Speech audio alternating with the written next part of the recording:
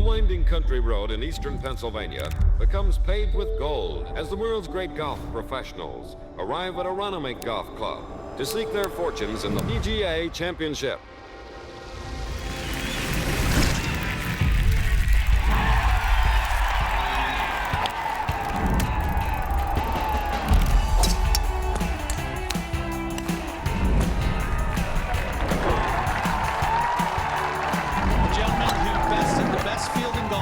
PGA champion Scottie Scheffler, champion Rory McIlroy, Justin Thomas, Xander Schauffele, Brooks Koepka, Jason Day, the amazing 25-year-old rookie. Saw just a brilliant performance. A phenomenal talent and a major champion.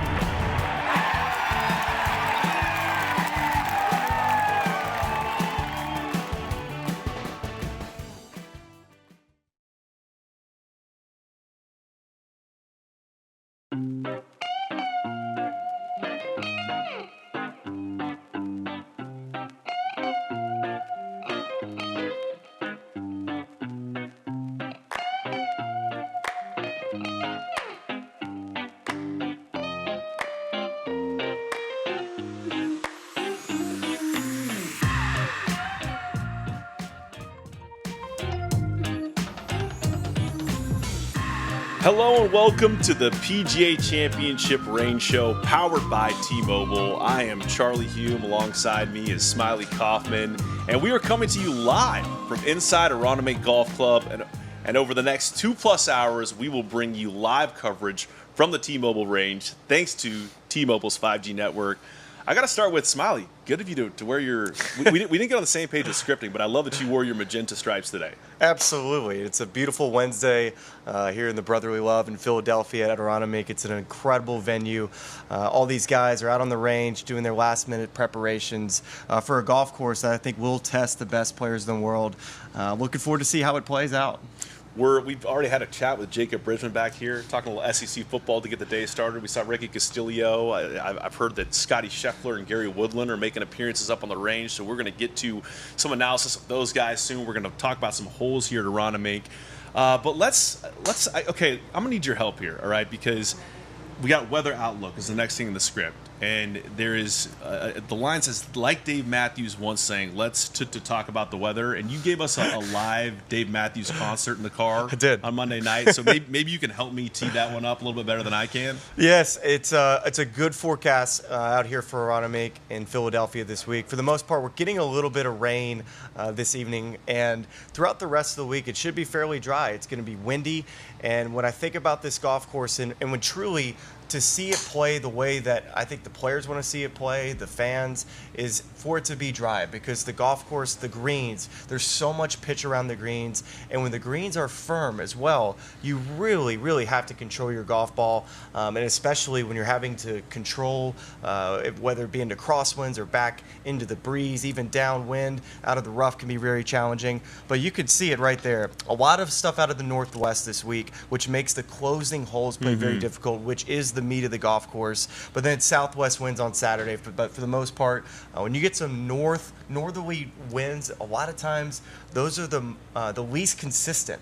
So when you're out there trying to figure out how strong the wind is, northwest winds, for the most part, can be the most challenging to judge. We talked a lot about, we've heard guys in their press conferences this week talk about the differences in this golf course in its current state, where it is a lot firmer than in 2018, where they got a lot of rain and played in softer conditions. There is some rain overnight, maybe about 1/4 of an inch, but I mean, are we thinking that's going to impact the golf course materially? Certainly not to the extent when we saw it in the 2018 BMW Championship, but I mean, we've talked to players in the lead up here about how can you set up the golf course to make it a true major championship test. And so if the golf course ends up being soft from that rain overnight, are you expecting to see some back hole locations that are a little more challenging with softer greens? Yeah, we're expected to get somewhere between 1/10 of an inch to maybe a little bit more of 1/4 of an inch overnight. And what that might do is, first off, just a little bit more moisture in the grass. Maybe the rough might play a little bit more thick, but if you're able to push it up, especially on the holes that maybe wedge holes from the rough, might be able to get to front pins out of the rough, where maybe later on in the week, really out of the rough, you're playing either to the front of the green, trying to roll something up to give yourself a different chip, or maybe a long putt. But for the most part, later in the week, if you're playing out of the rough, you're going to be either at the back of the green or over the green, expecting that the greens shall be firm. So, and let's talk about that too, because it was in the Northeast. We had a dry winter, and one that, in terms of growing the grass up, the rough up, that the grass health it looks fantastic. We got there walk here all week, but just when you're playing this golf course positionally, we heard Rory McIlroy talk about this, of you can, the goal off the tee is push as far as you can up. And so then how does the strategy change throughout the week with this set of conditions in terms of guys that are going to take more aggressive lines or feel like they can approach it from a different angle because you can hit it up in the rough and have a shorter club in your hand? Well, we talked about the slopeness of the greens being the defense of the golf course, but also the bunkering. The bunkering is so well done. It's, from the tee visually, you have a lot of blind tee shots. And when you're standing on the tee and just every hole you're trying to figure out what bunker is in play and what bunker can you take out of play. And I think depending on the wind direction, expecting that we get a majority of stuff out of the west, there are going to be some holes where maybe some of the long players have advantages of covering bunkers that shorter players can't.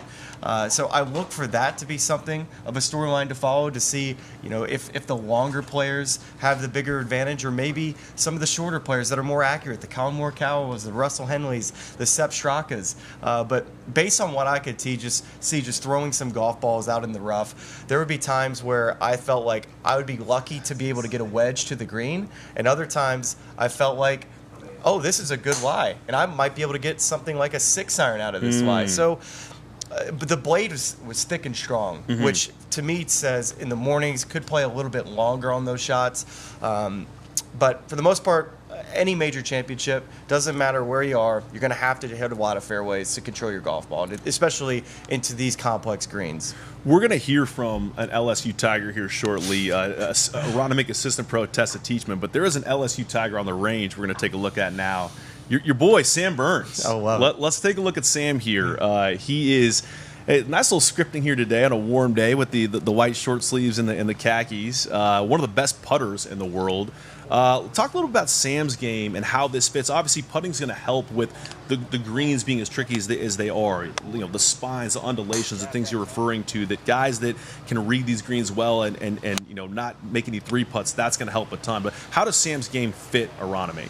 Well, I think Sam's game, I think it would be really nice. I think a lot of this golf course, and we haven't spoken about this yet, which is the par threes.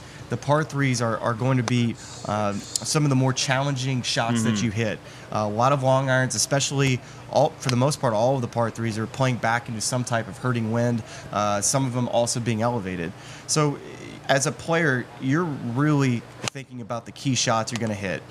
So I know in a day like today, with the wind on the range being a little down and off the right, you might already start to simulate some of those shots. And for Sam, his strengths, he's a very long driver of the golf ball. Ball speed's easily cruising in the mid-180s. He's an excellent wedge player. The putting, like you said, is terrific. But also, I look at, for Sam, big improvements this year, especially in the weeks he's played well. Go look at Augusta National. His iron game was something that he's never really he's had pop weeks, but it's been something that I think has been the most inconsistent part of his game.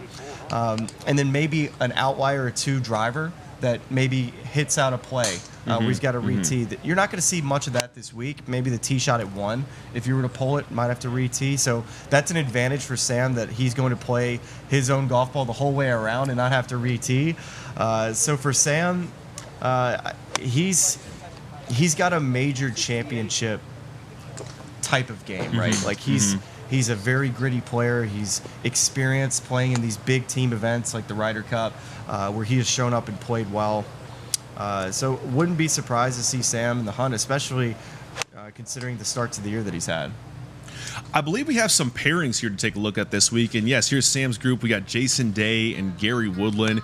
Gary, a guy that, and this is going to be interesting this week because the last time we were here at Aronimink in 2018, it was a playoff between Keegan Bradley and Justin Rose. And Justin Rose lost in that playoff. But Rose is a guy who's played exceptionally well this year on the other side of 40. And Gary is a guy who's won this year and done the same thing. And then, of course, you have Jason Day, a major champion, and I believe the last American who has won a PGA Championship. Whistling Straits, right? That's correct. Gary and Jason Day, how do you feel about those two guys this week? Well, he's had an unbelievable year, right? And it's one of the best storylines in not only golf, but just in sport. What he has gone through, opening up at the Players' Championship with Rex Hoggard on Live From, and the amount of support that he's gotten since, not to say that he wasn't supported before, but I think that vulnerability that he showed was not only good for people that are going through something similar, but also I think it was a weight off of Gary Woodland's back. And he's played, it looks as free as he ever has. He's swinging it unbelievable. I just think about the hole out that he had at the 18th hole at Hilton Head, the dominating win in Houston, and then other events too where he's been in contention. I think at Doral as well. So with Gary this week, it's a really good course fit. He's the longest player on the PGA Tour this year, averaging close to 325 yards, which is a huge strength that we've talked about. But then also improved putting. Gary's biggest probably weakness has been his short game over the last however many years. His ball striking has always been his strength, but the putting has improved. The pitching around the green's gotten better this year. But for Gary to contend and win, it's going to have to be the short game being the thing that kind of takes him from average to a little. If he putts above average, Gary's going to contend. So, Smiley, we're here at Aronimink. This is a gym amongst many gyms in the greater Philadelphia area in terms of course architecture. We've talked a little bit about Gil Hanse's restoration. The other, right up the road, we have a major championship venue in Marion, Hugh Wilson design. What an area, right? It's so good. Philly Cricket Club for the PGA Tour, right up the road. Cobb's Creek, restoring an old Hugh Wilson course that's going to be pretty phenomenal here in a couple of years. So let's take a look at this golf course, Smiley. There's some key holes we've identified here, and the first one we're going to start with is, I believe, your favorite of the entire course, the 7th hole. A really cool little left to right downhill dog leg with the turn house situated right behind the green. So we're going to dive into that right now here on the broadcast, I believe. Yeah, the 7th hole is fantastic. It's another one of those blind tee shots, Charlie, to where you really have to make a decision. So you're playing up the hill, and it all depends on what strategy you want to take off the tee. And with a northwest wind, it plays back into the breeze, which helps slow the ball down, landing on this downslope that works into the left rough. So I do think you're going to see a lot of drivers, a lot of 3-woods this week, but you have to make sure that you do not hit it in those mounds that we just flew over to the right. But if you hit the fairway, you could see just the slope of this green all moving to that front left corner, to where you have to make sure you control your spin, especially for shots that are going to be above your feet, back into the breeze. So you'd love to try to hit some type of low cut, but hitting low cuts with balls above your feet is not an easy task, especially back into the breeze. I think you'll see a lot of golf balls end up on the left side of this green because you know that you can't miss right. Missing long would be difficult as well.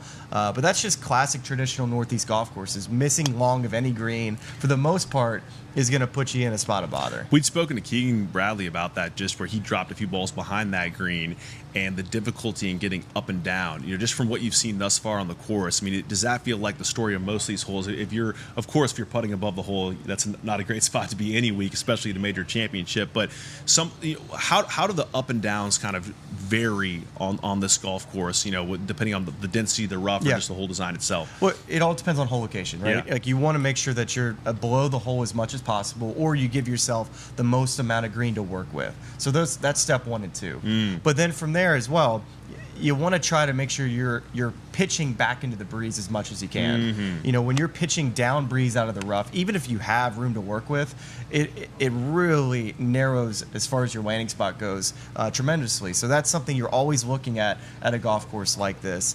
But 2, even on the greens this week, I mean, when we were looking at the weather forecast, I'm seeing gusts up to 20 miles an hour every single day. Anywhere between 20 to 26 is what we saw. Thursday being the most at 26.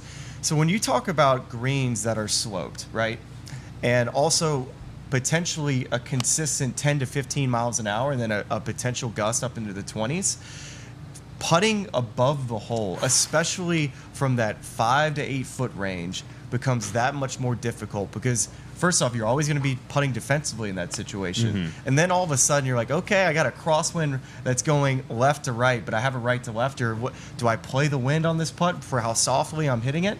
I think you might have to, and I think that's why you might see the scores not get quite to what we saw at the BMW Championship 8 years ago at 20 under, where it was a bit of a shootout. I was up around that area to start the week and where my predictions were going to go, but the more that I'm seeing the forecast and how the players are talking about it, I think we could end up somewhere between that 12 and maybe if somebody got really going, you might see him get up to 16. But 12 under is always a great championship in my mind. Do you think, and I guess we'll have to see the hole locations when they're published early tomorrow morning, depending on the amount of rain tomorrow night, if we're looking at the waves, or the rain tonight, overnight, is early, late looking like the wave to be in for you? Yes, I think so. I think tomorrow morning is going to be a good opportunity, especially not knowing when the heavy winds are going to come tomorrow. You just expect with a bit of a maybe slight front that comes through that it would be a little lighter in the morning, and they kind of progress as the day goes on,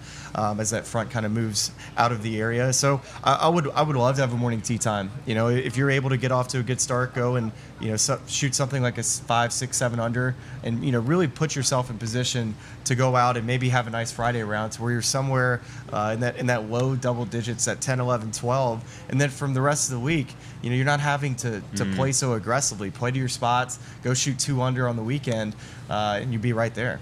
Well, let's keep it rolling with the Aronimink previews here, and at this point we're going to welcome in Riley Wielden, the Aronimink Director of Instruction. He's going to take us through the 11th hole where you were out hitting chips last night. So let's hear from Riley here. He's going to walk us through the 11th, and we're going to come out and break it down a little bit further.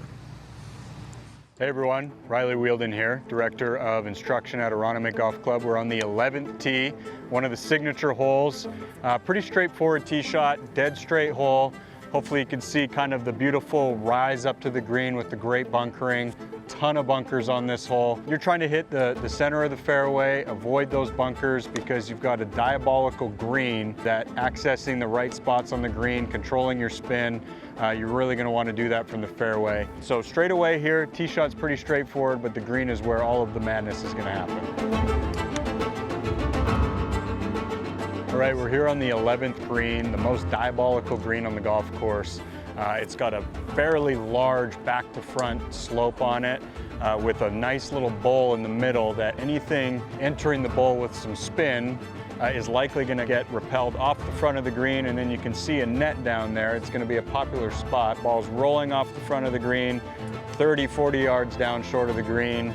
The net's there to prevent the divots from accumulating. Popular spot. You can see a few balls that already have come off the front of the green down there. So pretty straightforward hole. You're going to see a lot of wedges in, but anything with spin, anybody trying to be a little bit too aggressive into some hole locations, they're going to see some doubles as well as birdies on this hole, all because of this green.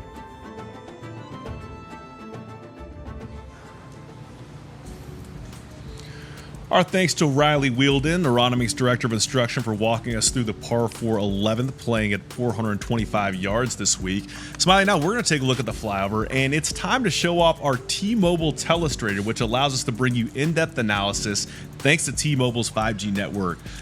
So take us to the 11th, and I can't wait to try out our new toy here. We're all figuring this out together, but this is going to be lots of fun. Well, 11 northwest wind is going to be downwind, so you're going to see a lot of drivers on this hole. But what is so interesting is if you're not able to control your spin and something comes back, you're going to end up down in this general area chipping from. And one of my favorite hole locations on the entire golf course is this hole location right here, front left hole location. Everything works away from this hole location down here. So you have to be so deadly accurate to get into that left hole location. And I was actually talking to Greg Bodine, the caddy for Bryson DeChambeau, about this shot. He said, you're going to have to hit something definitely with some right to left spin. He's like, this is a good shot for Bryson. This is something that he's able to control with a right to left low draw. But players that try the high route, it can be a little spinny sometimes, and it's so easy for that ball to work its way all the way down behind those bunkers. And just think about how difficult a 60-yard bunker shot would be, or I should say fairway shot up the hill over this bunker downwind. You're staring at a 5 if you don't hit it past this front left hole location. But there's other ones on this green. You're not going to see one at all in this big bowl right here. Everything is going to be on this right side of the green and then also on that left. So can't wait to see what happens at the 11th. But it is a birdie opportunity. I know we're talking about all the dangers, but when you're a player and you step on this hole, you're thinking 3. Yes, man. I'm glad they gave you the telestrator, not me, because that's a toy that I would get carried away with. Good segue, by the way, from talking to Greg Bodine about Bryson's prep here to Bryson DeChambeau on the range. Let's take a look at Bryson's prep here. I'm going to imagine that there's going to be more than one person there is the first thing I'm expecting to see with Bryson. I think yesterday I saw that he had about 8 guys around him, which is, it takes a bit of an army to. It takes a village, right? To answer all. Yeah, here we go. Let's see if we can count how many we got. 1, 2, 3, 4, 5. I'm okay. Maybe around 5. Okay. Is what we're thinking. But it's so interesting. I think this is such a good camera angle to talk about Bryson. Is that he has one of the weakest grips in all of golf, but he's got jumbo grips, right? So he's got, his hands, his left hand is super weak onto the club. And oftentimes when you see players that have weak grips, you see them bow their left wrist. Like Colin Morikawa is a good example. Bows his left wrist, but has a weak left-hand grip. Oftentimes, if you do have that weak hand grip, that you want to do that. But Bryson is a little bit of an anomaly. It's opposite, right? He's got that left-hand grip, he's got that shaft lean, and doesn't have much wrist set. And for the most part, he's always keeping his arms more straight than other guys. And I think just the shaft lean he creates here at setup is kind of what he's trying to get back to at impact. And it's so rotational, right? He's using the ground as well as anybody. And his swing from when he was an amateur to what it looks like now just goes to show that this guy is not afraid to change, to improve his game and to play at the highest level. But I will say about Bryson this week, it's going to come down to the iron game. If his wedge and iron game, if he's not able to hit his numbers on these greens you have to be so precise, it could be a week in which he doesn't contend. But Bryson DeChambeau at PGA Championships over the last 3 years, I believe three top 5s, and under the last 2 years, he's had 2 runner-ups. And I think Greg was saying he had a 4th the year before that. He finished tied for 2nd last year, solo 2nd the previous year, and tied for 4th the year before that at Oak Hill. That's right. I'm curious because the last time we saw Bryson at a major was, of course, Augusta, and he was coming off a year in 2024 or 2025. I'm sorry. Where he played exceptionally well there around the green with the approach shots with his wedges. And then he made some equipment changes. And there's, of course, we've talked a lot about that 3D printed 5-iron. But specific to Aronimink, where we know he can bomb the ball off the tee, but he's going to have some short clubs in his hands. And you just noted there the iron wedge play. I'm super curious to see what he does with his bag this week. What the equipment setup's like, and because it feels like that's a factor in being such a scientific mind, how he's going to play this golf course. 100%, and I think most players are going to be taking drivers. If you can cover bunkers, try to take that out of play as much as you can. So when you answered about the top of the bag, I expect that. But you and I were talking about this earlier this week about Bryson and his putter. With the amount of slope on these greens and then factoring wind, and Bryson, he does factor wind, and he has a bit of a formula to help him play wind. And I think there is an advantage to that versus other players who maybe just use their eyes and just play off a feel, which, hey, that's not the worst thing in the world at all. But sometimes you feel like on greens like this that there may be an advantage to having more information to try to make more putts. So I do think this is a really good course fit. Greg Bodine, you can see there the bag man for Bryson DeChambeau having a conversation.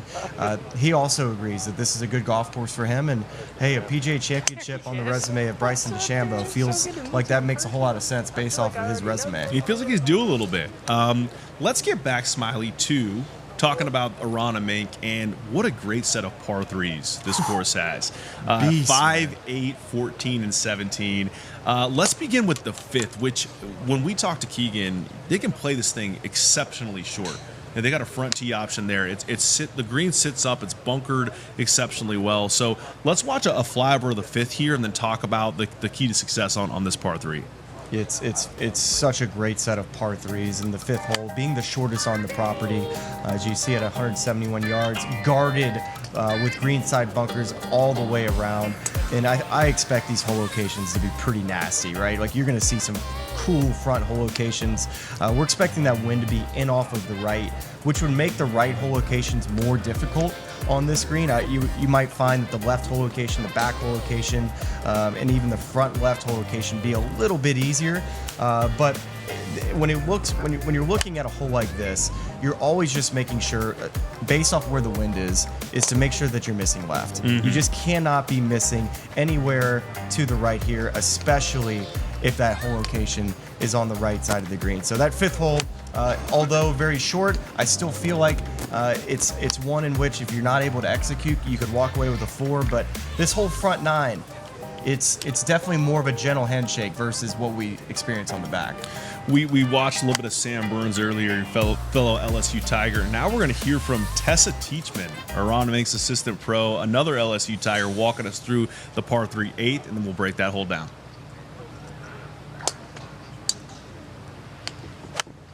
Hi there, I'm Tessa Teachman, assistant professional here at Aronimink Golf Club, and I am here to introduce you to hole number 8. It's a par 3 that we're looking at here, about 240 yards on the card. It's a beautiful hole here at 8, I think maybe one of the hardest par 3s that we're going to look at. The reason being, we've got a downhill slope here to a very narrow green. A lot of them hitting long irons, fairway metals into this green that is going to need to come down very soft with a very, very high spin rate so that they can stop the ball near the hole. Also on this tee box, there's not a lot of trees around here, so this wind can really play mind games with what club selection you're going to go with. So as we talked about on the tee box, now we've made our way down to the green. We can really see how this slopes off of the back edge of this. I lost them again. Really narrow landing area. We really have some great slopes where if that ball is just a little too far, it's going to funnel back into this closely mown area. Coming back onto the green can really pose a challenge. You might see some players use a wedge, you might see them pull out a putter, and I've even seen some hybrid or bump and run type shots from the back of this green. Those are going to be the safer options for our more amateur players to get the ball onto the green and give it a chance to roll towards the hole. But I'm excited to see the best players in the world hit some great, phenomenal shots from those tough, tricky positions.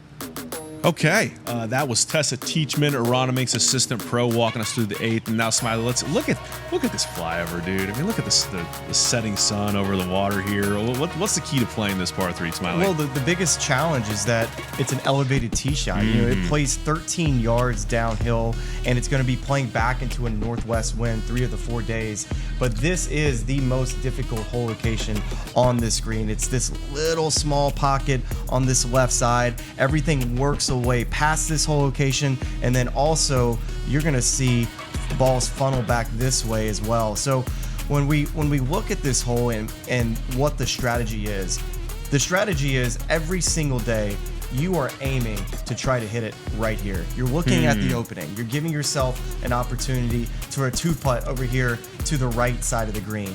And when you have difficult holes like this, you just have to know what a good score to par is. It's a par 3s at number 8, and then also we're going to get into the 14th and the 17th. But if you play the 8th hole at even par on the week, you are picking up close to a full stroke by the end of the week. This hole will play somewhere between 3.3 to 3.5. You're going to see a ton of bogeys. You're going to see maybe some double bogeys. There is some water that is around but shouldn't be really in play, but it is a beast of a hole. We are back to Bryson on the range here. Got the launch monitor, just hit one that maybe he didn't love so much here. So Bryson, of course, played 9 PGA Championships. We noted his runner-up finishes in 2024 and 2025. coming off a tough finish at the Masters, but obviously, you know, we've seen a level of motivation he's had. I mean, to win the U.S. Open at Pinehurst in 2024 and play the way he has in the PGA, it feels like this is kind of the time of year where he kicks it into gear. Yeah, he's got a really nice way of compartmentalizing when it comes to these big weeks. He's really able to lock in and get prepared. Although sometimes it feels like there's outside noise that players that aren't on the PGA Tour that they have to deal with, whether it gets to a media room, they're being asked questions that they don't want to answer. Bryson seems to do a very nice job of getting his work done and also getting mentally prepared for the challenge at hand. And just, you know, the results are right there in front of you. Like this guy, at one point of his career, he's going to win a PGA Championship, and I really do feel like this is a good golf course for him. Just his ability to eliminate bunkers off the tee, and then I think the putting is going to be a huge X factor for him this week. Of all the guys, you know, we're obviously the LIV Tour is one that we're not going to get into in terms of the tour itself, but just in thinking about the questions they've had to answer this week and what sort of mental burden it places, I imagine that's why you like his ability to come into these major championships and compartmentalize that a little bit and really focus on the competition itself. Yeah, I would 100% agree. I mean, it's not easy to do. I think anytime you get to a major championship, it's easy to want to over prepare and not stay to script, you know, if something doesn't feel right. But Bryson, I think he's such a good problem solver. I think he's been that way his entire life. You know, he's scientific in nature. So for maybe a player who's not wired that way, when they start to try to look and find things the week of a major, it sometimes can send players spinning a little bit and not feel as prepared as possible. Where for Bryson, if something doesn't feel right, he's going to make sure that he solves a problem and figures it out. And if he doesn't, he's going to have a solution. So I think that's where Bryson, the week of majors, maybe has a little bit more of a mental edge than maybe other guys. I'm told, Smiley, we have recording of Bryson DeChambeau, and we can telestrate this. So if that comes up, Smiley, I'd love for you to talk about the uniqueness of his swing and the way that's developed over the course of his, you know, amateur career into his pro career, the way his body's changed. What are the most unique parts? We see the little kickstart, the sort of upright nature in which he holds his clubs. What stands out to you in terms of just Bryson's mechanics? Oh, it's his left-hand grip that's weak, and then how he moves off the golf ball. He is trying to push off the ground on the way back. He is, as you can see, that left heel comes off the ground. He is pushing up. When you push up in the backswing, what you're doing is you're allowing yourself to go down in the downswing to then grab the ground again to push up again. So when you think about just jumping, right? If you watch any NFL draft combine, when they're doing their vertical jumps, they're pushing up and then down into the ground as he's about to do. He's going to catch the ground with that left foot and push back up again. It's easier said than done, because sometimes for a lot of players that are long and want to hit it far, they want to grab the ground, and sometimes they're not pushing up. They're pushing into the ground, and they lose their chest. And one of Bryson's big things he works on in his game is that he wants to keep his chest high. So the more you could keep your chest high and use the ground to push up, the more room that you have to get your arms down to the ground to where you're not going to hit it, where you're not going to mishit it, you're not going to hit it fat. So I think it's incredible how he uses the ground. His arms and his levers, being at 6'1", as we saw with his bio a minute ago, that he's just able to stay wide and just use the ground and so effectively. But it's all draws. He does not fade it. Well, and it's so interesting because I'm trying to think of, are there any equivalents in your mind to mechanics that are like that? We see guys try to use the ground. We see, you know, Justin Thomas has a little heel move on when he's on the tee that obviously is a source of power for him. But are there guys that are equivalent to Bryson out there, or is he sort of a unicorn in terms of his mechanics and the way he's refined those with the help of launch monitor information and just his deeply scientific approach over the years? So right here, Matt Fitzpatrick would be the best example. When you watch that left foot on the way back, I just use the telestrator there to kind of show that left foot how it works. Fitzy's also somebody that right off the golf ball is more concerned about loading his hip and loading his feet than he is about setting the club. So an opposite form of that, let's say, would be, you know, Justin Rose. He's very quiet on the way back in that first bit off the golf ball, but he wants to get the club set. Then he wants to turn his hips. Adam Scott, Tiger Woods, players that are also that same way. Where Bryson and Fitzy, right off the golf ball, right when they take that club head back, they are ripping that lower body and turning it as much as they possibly can to get maximum hip turn. And I think it's a good lesson for anybody back home that if you're looking for either more power or you're trying to fix your slice, hip turn is one thing that is something that can solve so much in your golf game. So that's so interesting thinking about it from a club path perspective of like you still talked about like an Adam Scott where like, you know, maybe he's trying to kind of see it go out a little bit or keep that face closed, whereas Bryson's just trying to turn right away. And that, of course, contributes to like the way he's delivering the club to create that draw path. Do I understand that correctly? Yeah, I think so. I mean, everything he does is in to out, and I don't think his car turns right. Everything he goes is right to left. So he, be a great NASCAR driver. Yeah. His biggest challenges are, you know, when you have hole locations on the right side of the green, especially with wind that's right to left. It's like, how do you solve for that? Like, do you try to hit some cuts? You know, I know he's played with different style golf balls. You know, he feels like sometimes his ball spins too much, or you know, it kind of goes back and forth. You never really know where he lives as far as when it comes to his golf ball and his equipment. He's always kind of tinkering with it to get it perfect. But it's really unique, right? You know, it's the length of his clubs that's unique. With especially ball above your feet is going to be a challenge for certain shots, especially you have wind that goes against that contouring. What do you think? What club do you think he's hitting here? Flat carrying at 205 yards, ball speed 140. We're really getting at the top tracer range. Some info here. I also want to know, after we talk a little bit about that, where do you think he ranks in total range balls hit this week here on the T-Mobile range?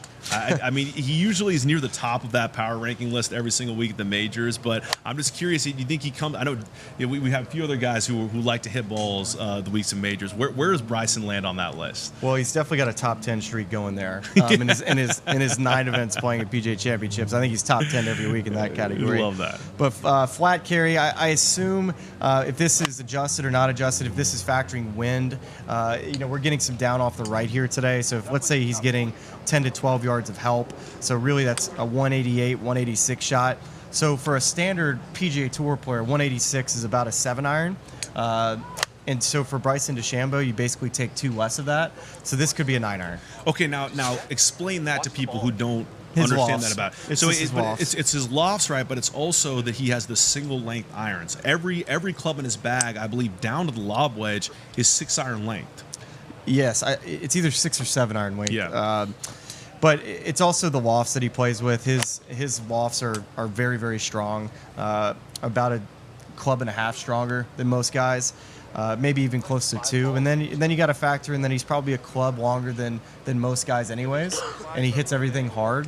So, and just the de-lofting nature of what he does is pretty crazy. It's interesting seeing that the shots he's hitting that are working left to right are the ones that he's reacting to with less favorably. Like, he really is wanting to see that right to left shot shape over and over and over again. It's not like he's, you know, I mean, you rarely, if ever, see him work the ball the other way. Yeah, he is opposite of Big Shallow, right? Like he is not trying to get the club head to work way behind him and get his right arm to have all this sort of bend in it. You saw that little pre-rehearsal on his downswing. He's trying to get the club head looking at the ball in the downswing, where he's really trying to add. It almost looks like he's adding loft in the downswing to try to get that height in the air. And sometimes you can kind of do that when you get especially elevated ranges, especially downwind. You'll see players want to try to get their typical ball fights they're looking for. So they'll be, you know, maybe adding a little bit of that to make sure that the ball is staying in the air a little longer. You talked a little bit about just the entourage with him at the, you know, walking around yesterday, playing his practice round. And I took such delight last year at the Open Championship, the practice round you walked with him where he was messing around with a non-conforming ball for fun. Talk to people about what is it like following Bryson around and listening to the conversations he's having with Greg Bodine and the level of detail. Like, where does that rank amongst player-caddy conversations and level of detail? Well, I think he hires a support team that can answer his questions. If you're somebody that can't answer questions that Bryson's asking, you're not going to be along on the team very long. And it's a very high level training, you know, mythology that Bryson DeChambeau runs day in and day out, from testing how much a 5 or 15 footer is going to move with a 10-mile-an-hour wind right to left. It can be, basic things he's looking at on his foresight quad here. With whether it be the spin numbers that he's trying to create with his potentially a 9-8 iron here, or a certain shot that he's trying to have, maybe that he's working on trying to get to right hole locations. But it's, there's no stone ever unturned with Bryson. He's one of the hardest workers in the game, and when you have a team around him that can answer all of his questions, and he feels good about his game, especially with the experience that he has, he's, like I said, he's poised to not only contend but win one of these pretty soon. What does success look like for him during this major season and beyond? I mean, if I know better than where he started the major season, which is playing the weekend. Yeah, starting there. But I mean, if he contends but does not win a major this year, does that feel like a failure in his mind? Well, I think for Bryson, yeah, that would be a failure in his mind. But I think any time a player contends in a major championship, there's different factors in what sometimes leads you to winning and not winning. Sometimes somebody just plays better than you. Sometimes you get bad breaks. There's that luck component sometimes on the back nine of a Sunday. But I can guarantee you this, no player will ever say, it's like, I just get me here. Get me to that spot. Yeah. 9 holes left. This is what I practice and play for. And if it doesn't work out, you go back to the drawing board and see, all right, what can I do different next time? And Bryson, luckily enough for him, he's got a lot of experience in trying to win PGA Championship. I mean, Valhalla was just that battle between him and Xander Schauffele, and then Victor Hovland joining in on the fun down the stretch as well. And then last year, of course, was an interesting one as well. When he won that U.S. Open at Wingfoot, right, it was very much narrow fairways, hit as far as you can, play it out of the rough.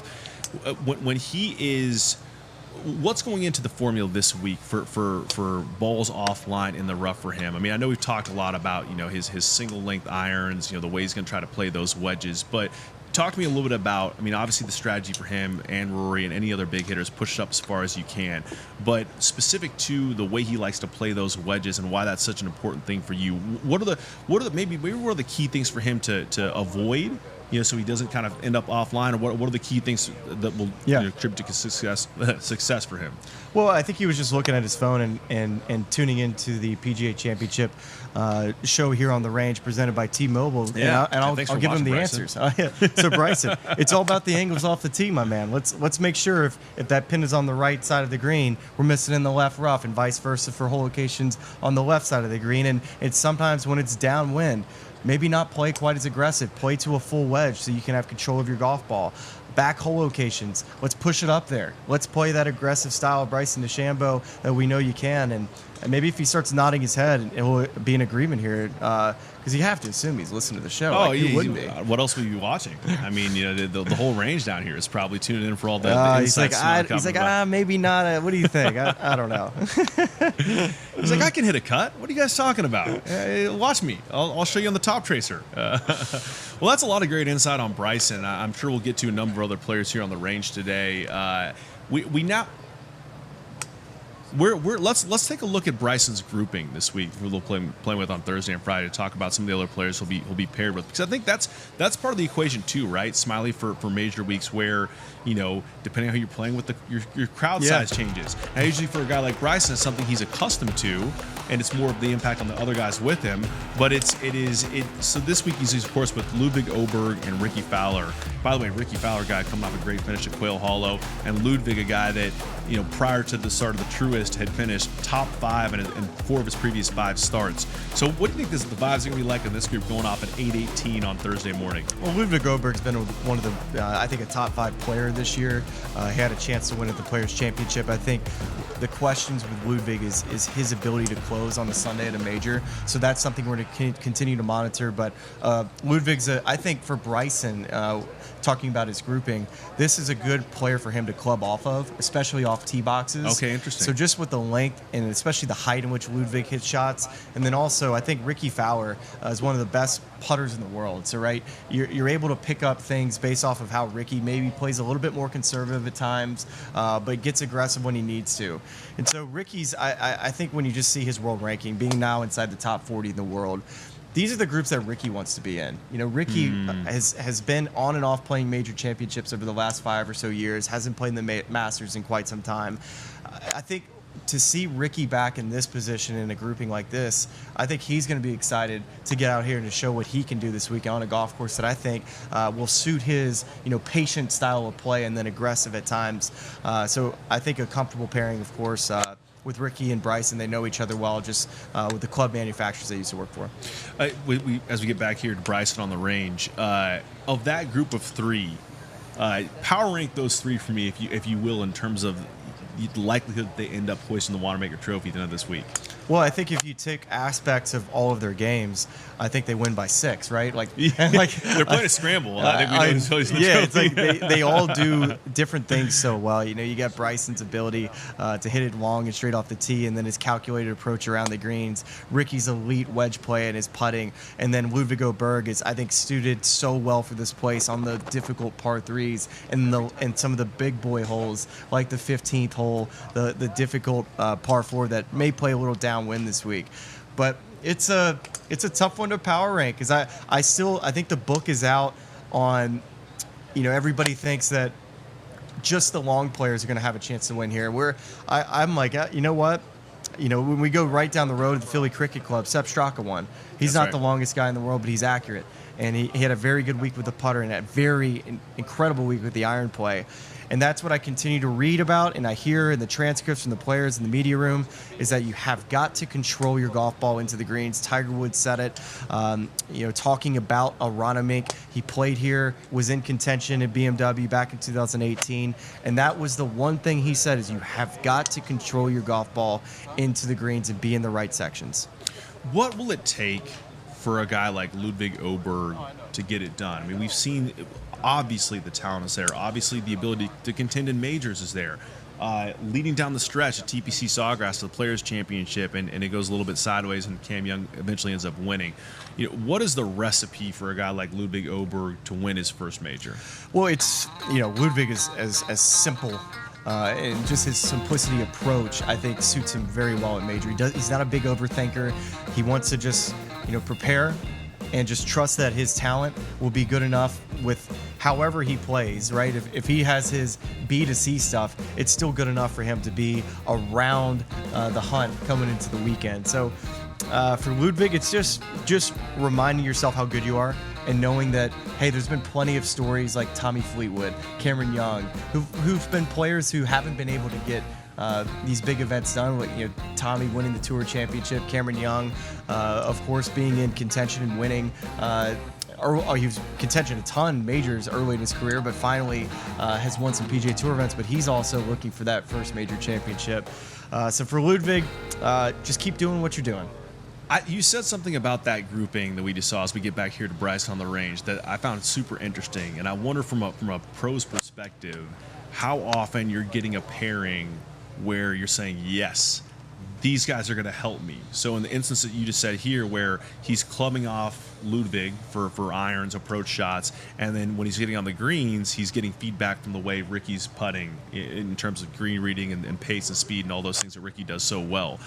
Is that, how much of a percentage of value add is that for a guy who's like, yes, those two guys are going to help me a ton? It definitely helps. But also think there's going to be a lot of energy with this group. Bryson brings a lot of fans wherever he goes, but especially, Philadelphia fans are some of the best fans and most boisterous fans in the world. And then this golf course, I think, lends itself to a lot of energy with a lot of holes running back and forth from one another. It's going to look incredible on TV, this place, Aronimink. It looks just visually, it's so pleasing to the eye. I just love Northeast golf. But then, if you have a day where, all three guys are playing well, you have putting for birdie oftentimes. Like if three guys are putting for birdie for most of the day, you just find that you're just feeding off one another all day long. And this group could be, one of the top groupings on the golf course, especially with their morning tee time on Thursday. Okay, you just said something there as we look at the top tracer here with Bryson that I think we need to unpack, which is the Philly crowds here are going to be amazing this week. And it's the 250th anniversary of the United States of America. There's all sorts of great red, white, and blue merch options in the shop here. Of course you've been. Which, of course, I've been to the merch shop. And, of course, I've got a hat that I'll pull out at some point on the broadcast this week. But, all right, in the spirit of that, give me your Mount Rushmore of guys here that the Philly crowd's going to pull for. The top 4 Philly fan favorites that you think they're going to support this week.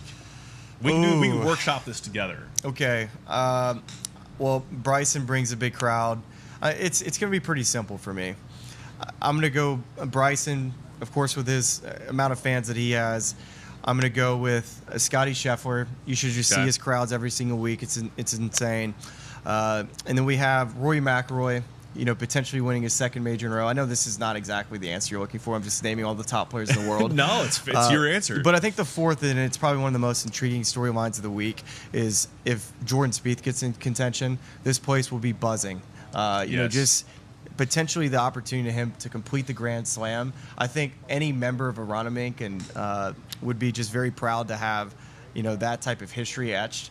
Where a Grand Slam winner was able to complete it. So that would be my Mount Rushmore for the week. It's interesting because we had Rory complete the Grand Slam last year at Augusta National, of course winning the Masters and the long wait there since his last major win in 2014. We have Scottie Scheffler in a month who's going to have the opportunity to do the same at Shinnecock Hills, and then Jordan Spieth, it's just that PGA Championship that's long eluded him and doing a lot of stuff great right now, but just trying to put all the pieces together. I'd say I'm surprised you didn't put Cam Young on your Mount Rushmore. I feel like Cam Young is the American crowds love Cam Young, and here in Philadelphia, I think he's going to get a lot of love this week. Yeah, he definitely will. He's fun to watch. He hits it long, hits it straight, and he's playing as good as anybody in the world right now. He's stood toe to toe with Scottie Scheffler, 3 out of 4 rounds in Doral, and really took it to him the first couple days. But it's just, I think it's going to come down to the ability to make putts out here. Mm-hmm. And I'm not expecting a shootout quite like I was, especially with what I'm seeing in the wind and the potential of maybe only a quarter of inch or so of rain overnight. So it's going to be a golf course that you need to be on your front foot tomorrow morning. And these fans are going to be out there tomorrow morning cheering these guys on, that's for sure. I think you've helped me shape my Mount Rushmore. I'm going to go Cam Young, Bryson, Jordan, and Michael Block, the Corbridge Financial Team. I think those are the 4. I think that's going to be the most Philly fan support. Yeah, I mean, Michael Block feels like he's got a nice Philly vibe about him, so I'm sure they're going to love that. All right, let's get back to Bryson a little bit here. It appears he's just hitting this same iron over and over again, whether it's a 9-iron or an 8-iron.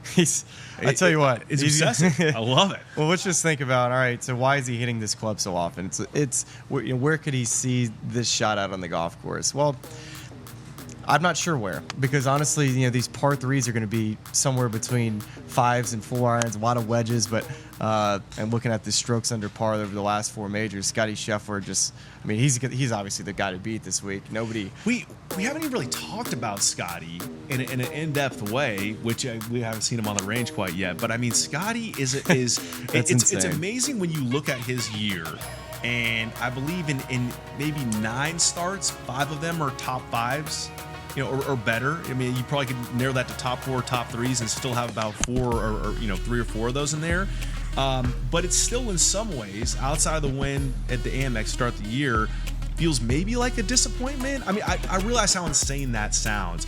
I wonder how much of that, is internally motivating for him to come out here and be like, guys, I'm still the best player in the world. I can't believe you're not talking about me enough. Do I need to remind you? He just might. He just might have to remind us. Well, I'll remind you right now that he is the best player in the world, and you're seeing steady improvements in his game, but it's getting off to a good start for Scottie. Thursday scoring average has been down this year, and it's something that he led statistically over the last couple years in Thursday scoring average. So getting on. Again, I think that Thursday round is so important in any major, but especially this one with just the rain that we might get overnight, which could be around a quarter of an inch. But for Scottie, it's I'll go back to Augusta National. He didn't necessarily have his best stuff. That Friday round really was the round that kept him from really having a chance down the stretch. But his bogey free on the weekend at Augusta National is some level of play that nobody can really fathom how good that is, to not make any bogeys on the weekend at a firm fast Augusta National. So when you think about this golf course and what it requires you to do, it requires you to have length off of the tee. Scottie, check. you have to be very good at working it both ways to be able to get to these very, very tight hole locations with a bunch of pitch and be able to add spin and take spin off. Okay, check, right? Yes. Very, very tidy around the greens. Yes, check. Putting, top 20 in strokes gained putting this year. So again, yes, check. And then there's the mental edge that Scottie Scheffler has. He's able to go from one shot to the next and run his process maybe as good as anybody that we've ever seen. Tiger Woods obviously would be the next person that we can compare him to. And that's what all the players talk about, is that it seems like he never has any doubt at what he's trying to do from one shot to the next. So, and then I think just the last bit of deal would be Ted Scott. I think his relationship with Ted and just understanding what a good score is that day and just executing shot after shot and course management, especially for a golf course that Scottie Scheffler has not competed at. So that's, always something that I think all players are excited about, which is learning and understanding to play a golf course, to be ready to go when that alarm goes off on Thursday and the bell rings. A little bit of Philly boxing here. Get the red boxing gloves on. Yeah, that's Rocky, Ted Scott, and Scotty. They'll be out there ready to fight on Thursday. We've seen, in some of these near misses for Scotty this year, there's been a little bit of frustration. Maybe just, instead of dropping the club, you can just punch the bag a little bit, so to speak. I think it's interesting too, when you're talking about a guy like Scotty, that there is, he was on Thursday and Friday at Augusta, where they put a lot of water on the course. He was almost frustrated. Like, if the conditions remain firm, if the course doesn't get too wet with the rain overnight, that feels like a big check for the Scottie Scheffler box. Yes, definitely so. I mean, he's going to be able to tackle anything. Scottie Scheffler's equipped for it all, but I'm excited to see how he plays on Thursday. Do you want to talk? We have about a few more minutes here before we're going to pass it off to Alex O'Loughlin to take the next hour here on the T-Mobile range. But closing stretch of this golf course, the importance of just those holes. We know that 18th hole, they've added some additional length to. There's another huge tester of a par 3 on the 17th. Yes. Well, how is that stuff going to come into play? Well, I'll start at 13. And speaking with Keegan Bradley earlier this week and looking at some of the posted assignments from the PGA of America, 13th hole could be one that they push up maybe on Saturday to where it could become a drivable par 4. You have an out-of-bounds stakes that right up just left of the green, and I think that'll be a fun risk-reward hole on the weekend. And then the 14th hole, we talk about the par 3s. 14th is another diabolical green. You had the 8th hole that we already talked about, but again, another par 3 that plays back into the breeze. But I will say it is helpful to get the golf ball to slow down when it's into the breeze, but anything that's moving left or right, the wind is going to magnify that miss a little bit more. So you could see some very difficult up and downs. And then 15 is a big board par 4. It's a 546-yard par 4 that's going to play downwind, 327 carry over the bunker. I think you'll see the long guys maybe potentially carry that. A green that's a little bit, one that I think is a little bit more flat. 16, a par 5, very difficult fairway to hit, also back into the breeze. I think it's going to be difficult to get to that hole in 2. It's all about the angle that you can create on the second shot. And then 17, a par 3. That's another beast. And again, playing back into a left to right breeze. That's northwest wind. A green that really favors a draw. We got video right here of 17. Yeah, let's take a look at it. It is insane. Look at this. 209 yards to the front of the green is where I expect these players to play. You see that penalty area that's left. You have a little area short of the green. That's going to be a good place to miss if you can leave it there. Anything long or right, that's a big old X right of this green. You do not want to do anything with that. And then you also have a big runoff area over here that will actually be close to where the players will tee off on the 18th. But any hole location that is going to be on this left side of the green, you're going to have to deal with this penalty area. And just think about this too. When you have a wind in and off the left and you're trying to shape a right to left shot with a long iron, it's not a comfortable shot. So are you going to play a fade and ride the wind and risk hitting in the water, or try to play a shot that is not comfortable for a lot of guys? This is, by the way, I'm loving that we're bringing to life all the yardage book scribbles I've seen from you over the years with the T-Mobile Telestrator. This is really nice seeing a pop in that magenta. And this is one of the few holes where there is, I mean, there are a few holes, but this is one of the most prominent where penalty area comes into play here. Yeah, very few penalty area options out here.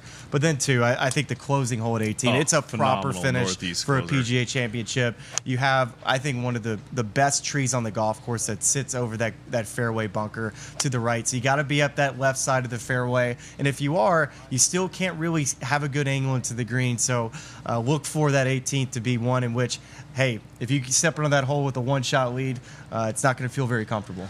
Well, we got about a minute left in the show, Smiley, and I feel like it was very appropriate given Bryce's affinity for the range that we spent a lot of time with Bryce. Still hitting that 8 iron over and over again. And a reminder that we will be here the rest of the week, Thursday through Sunday at noon, breaking down whether it's Bryson or someone else, just getting deep diving on the practice range here, the T-Mobile range at Aronimink, all the great insights from Smiley. And the next hour, we'll have Alex O'Loughlin and Kathy Kim joining us to kind of further break down the PGA Championship here. So lots to look forward to this week. Well, I just hope for our next set that's coming on here that Bryson moves from the 8 iron to the 7 iron at least to give you a little bit of a different taste. But yeah, it's been a lot of fun breaking this down. Cannot wait to get this PGA Championship started. Well, fantastic. We'll see you back here at noon tomorrow. And right now we're going to toss it over to Alex and Kathy, and they'll take it home from here.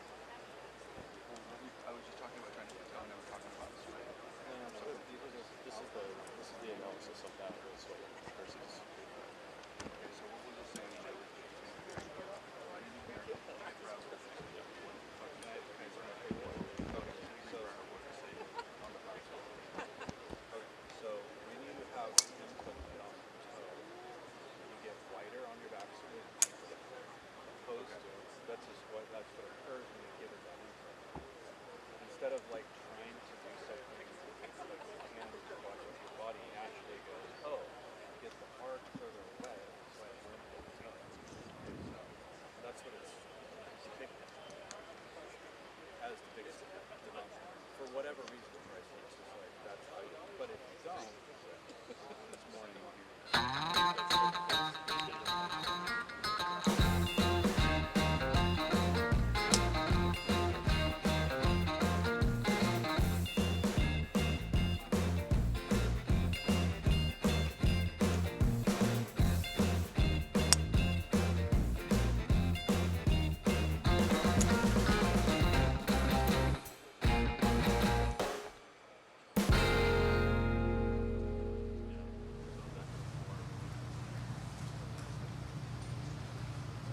Well, great insights from the guys over the first hour of the show. If you're just now tuning in, this is the PGA Championship Range Show powered by T-Mobile. We're here at Aronimink. We've got best players in the world gearing up for the second major of the year.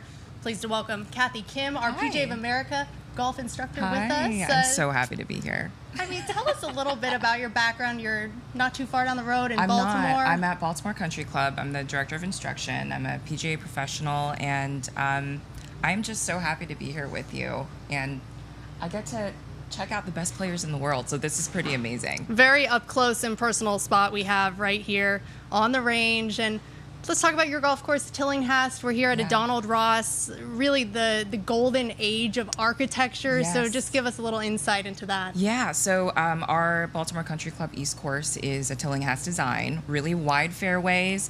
A little different here, Donald Ross design. You have about a 30-yard wide fairway here, I feel like, and you have to be very strategic on where you drop those tee shots. So it's definitely going to be a challenge for these guys here. Some fairways narrowed into 20 yards, and when you think about that, we've got Bryson behind us as well hitting. So how important are those tee shots off the tee? Yeah, I think it's going to be very important for him to be accurate off the tee. He has the power, obviously. He hits at 330 yards off the tee, but if he's a little bit off, I think those second shots are going to be quite penalizing for him. If he's hot with the driver, though, I think he's going to do really well here. I spoke with Gil Hance this morning, who was part of the restoration of this golf course, and he did put such an emphasis on those second shots, the second shot golf course. And you look at those greens that have so many different quadrants that you're able to leave the ball on. Yes. How do you prepare for something like that? Yeah, let's talk about those greens. They're turtle back greens, and a lot of them are back to front. So you're really going to have to make sure you know what clubs to hit in. And if the weather starts to change this week, I think it's going to make a really big, drastic difference. So just making sure that you know what you're hitting into, or what the yardage is that you're going to be using to hit into those greens. And those quadrants that you talk about, Alex, it's so important to plot those out, especially on a day like today during those practice rounds. And I think the audience out there, usually what we're doing is we're just going out to play golf. Guys are planning strategically while they're out on the golf course and plotting everything out on a yardage book to make sure that they have all of their bases covered. Those greens averaging about 8,100 square feet, so that's a lot of room to work with. Is it almost something where you kind of have to work your way back from the green as you're thinking about what clubs you want to have in? I definitely think so, and they typically will put the marks of where the flags are going to be right before the tournament actually happens, and I think the players will have a good idea on where those placements will be, so it makes it a little bit easier for them to prepare in that sense. But 8,100 square feet, that's definitely bigger than my house. So it'll be an interesting week to see how they strategically place those shots for those second shots. Wednesday, practice day. Quite a few players in the field who have never played a competitive round at Aronimink. Yeah. How do you analyze the golf course if you're one of them and need to learn everything pretty quick? Yeah, I mean, depending on how invasive you are with your studying, I suppose, you could definitely check out previous footage. That's one way. I would be taking a look at the golf course ahead of time. You get your yardage book. The practice rounds are so important, especially during a major week, because you know that they have pulled out all the stops to make it extra challenging. So just the preparation, not only do you have to prepare to play good golf, but you have to prepare for the mental side of it as well. And knowing what the designer was intending to do in terms of penalties and rewards is going to be really crucial. Now we've got Bryson there on our screen watching him warm up. Yes. You look at the golf swings and no two swings are the same. I know everyone has an idea of what they think is perfect and on plane, and there's always a critique to our own golf swings, but how unique are the golf swings in the sense of teaching players and how you really can teach them to embrace maybe those different quirks that you have or different abilities? Bryson in particular has a one plane swing. So what that means for anybody out there that doesn't know what that is, it basically means that he's taking the club back on a certain line, and he's bringing it right back down on that same line. There's other players that are out here that have two plane swings where it's a little bit more of a classic swing, I suppose, if you're talking about how to draw a ball or cut a ball. He is very different in a sense of how he approaches his game and how he approaches the swing itself. He was a physics major, so he's all about the numbers, he's all about the science, and I definitely think he does his best on sticking to the numbers, and he also does that during his pre-shot routine too. He looks at all of those numbers and he makes sure that every single thing is ready to go before he pulls the trigger. I mean, there's a reason he has the nickname the scientist out there. Yes, absolutely. But that is so important, looking at your numbers being dialed on, carry yardages, just something for golfers at home that are watching. Kind of explain to carry versus total and how we should approach our own games. Yeah, it's actually really funny that you mentioned that, because when I ask a student how far they hit their 7-iron, they typically will say a number like, I hit it 150 or 160. But then I follow up with the question of, okay, how far do you carry the ball? And a lot of the times they actually don't know what that number is. And I feel like it's so important as a golfer, regardless of your skill level, to know what that carry number is, because you're playing at different golf courses, different conditions. That carry number typically will not change, but the rollout number will. So it's definitely important to know what that carry number is. And we're going to have Max Homa joining us later in the show, which will be exciting. You look at a guy like that who also has not played a competitive round here. He was first alternate. Phil Mickelson dropped out, and now we're seeing him in the field. He's preparing. But what do you think some things are that I should talk to him about just on his own golf game? Yeah, I love Max. I've always been a fan of Max. Not only the way that he plays, but also his demeanor. He's just such a likable guy. And I would definitely be asking him how he's mentally preparing for a major week like this. Being an alternate is definitely a different position that a lot of golfers aren't in. So for him to mentally prepare for this week, how he's going to be approaching the greens would be what I would be asking him. You really have to have a hot putter for the week. I'm a firm believer that even if you might not be having the best ball striking week, if your putter is hot, you have a really good chance of winning. And somebody like Scottie, he has the distance.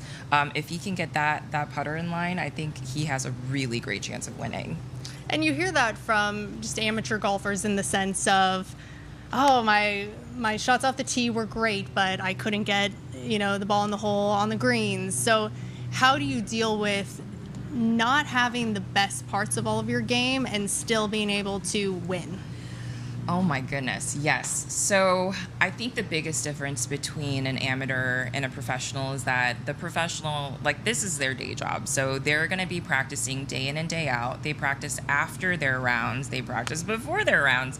And the way that you are able to know yourself and know the ins and outs of your game is what I think differentiates an amateur versus a pro. Amateurs will go out there, they have one bad shot, they'll kind of give up mentally, maybe physically. And with professionals, they just kind of dust it off and they move on to the next thing. So that grit is something that you have to put into practice, and I think that's what the professionals do. All right, so we still got Max Homa there hitting shots on our T-Mobile range. What is he working on a Wednesday, and how does that change kind of from Wednesday to Thursday? Yeah, I'm hoping that he's working on just finding some consistency and maybe feeling out what kind of swing feels good for the week and what's comfortable. If he hasn't played the golf course yet, he's going to most likely play the course. Hopefully he played this morning, and he's trying to figure out what shots work best, the shot shapes he's going to be able to achieve when he's out there. And again, that rough, I don't know if you've seen it, Alex, but that rough is pretty nasty. So it wouldn't be a major week if you didn't have some long rough. Yes, absolutely. Those greens will get going. We've got some wind throughout the week. Yeah. So we'll see how the course ends up playing. And we're also going to pull up Bryson, who has his driver now, which I love that we're able to see yardages as well. Yes.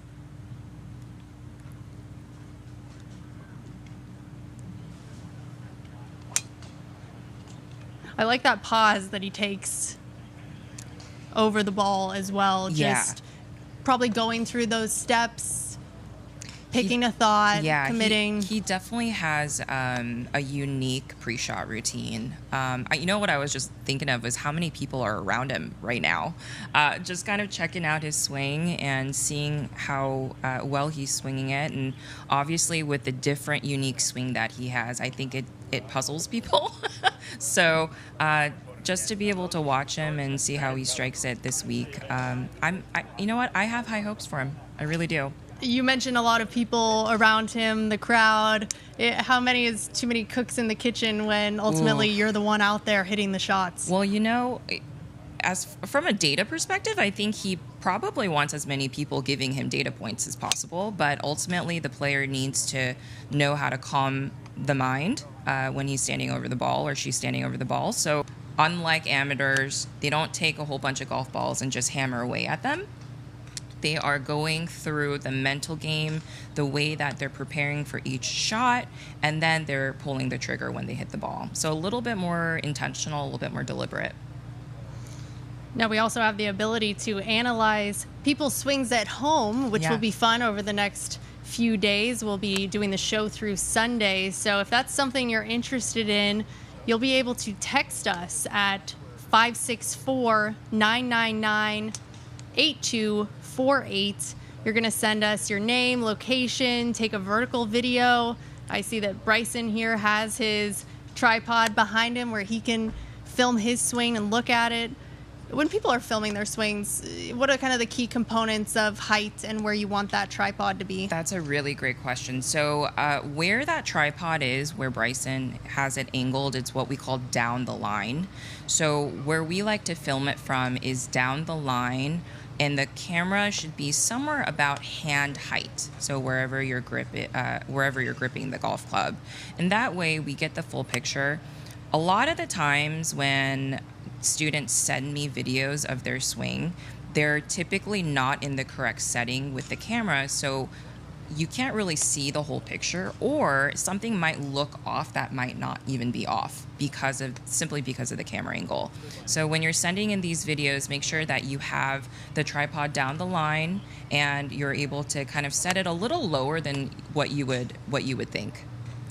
All right, don't be shy at home. Send us your swings. I bit the bullet and sent in my own golf I'm swing. so excited that we to see your swing, Alex. Take a look. Oh my goodness. All right, let's see what we have. But in the meantime, yes, text us your swing. You have a really great swing. I've seen that swing before. How long do you work on it, or how often do you get to work on it?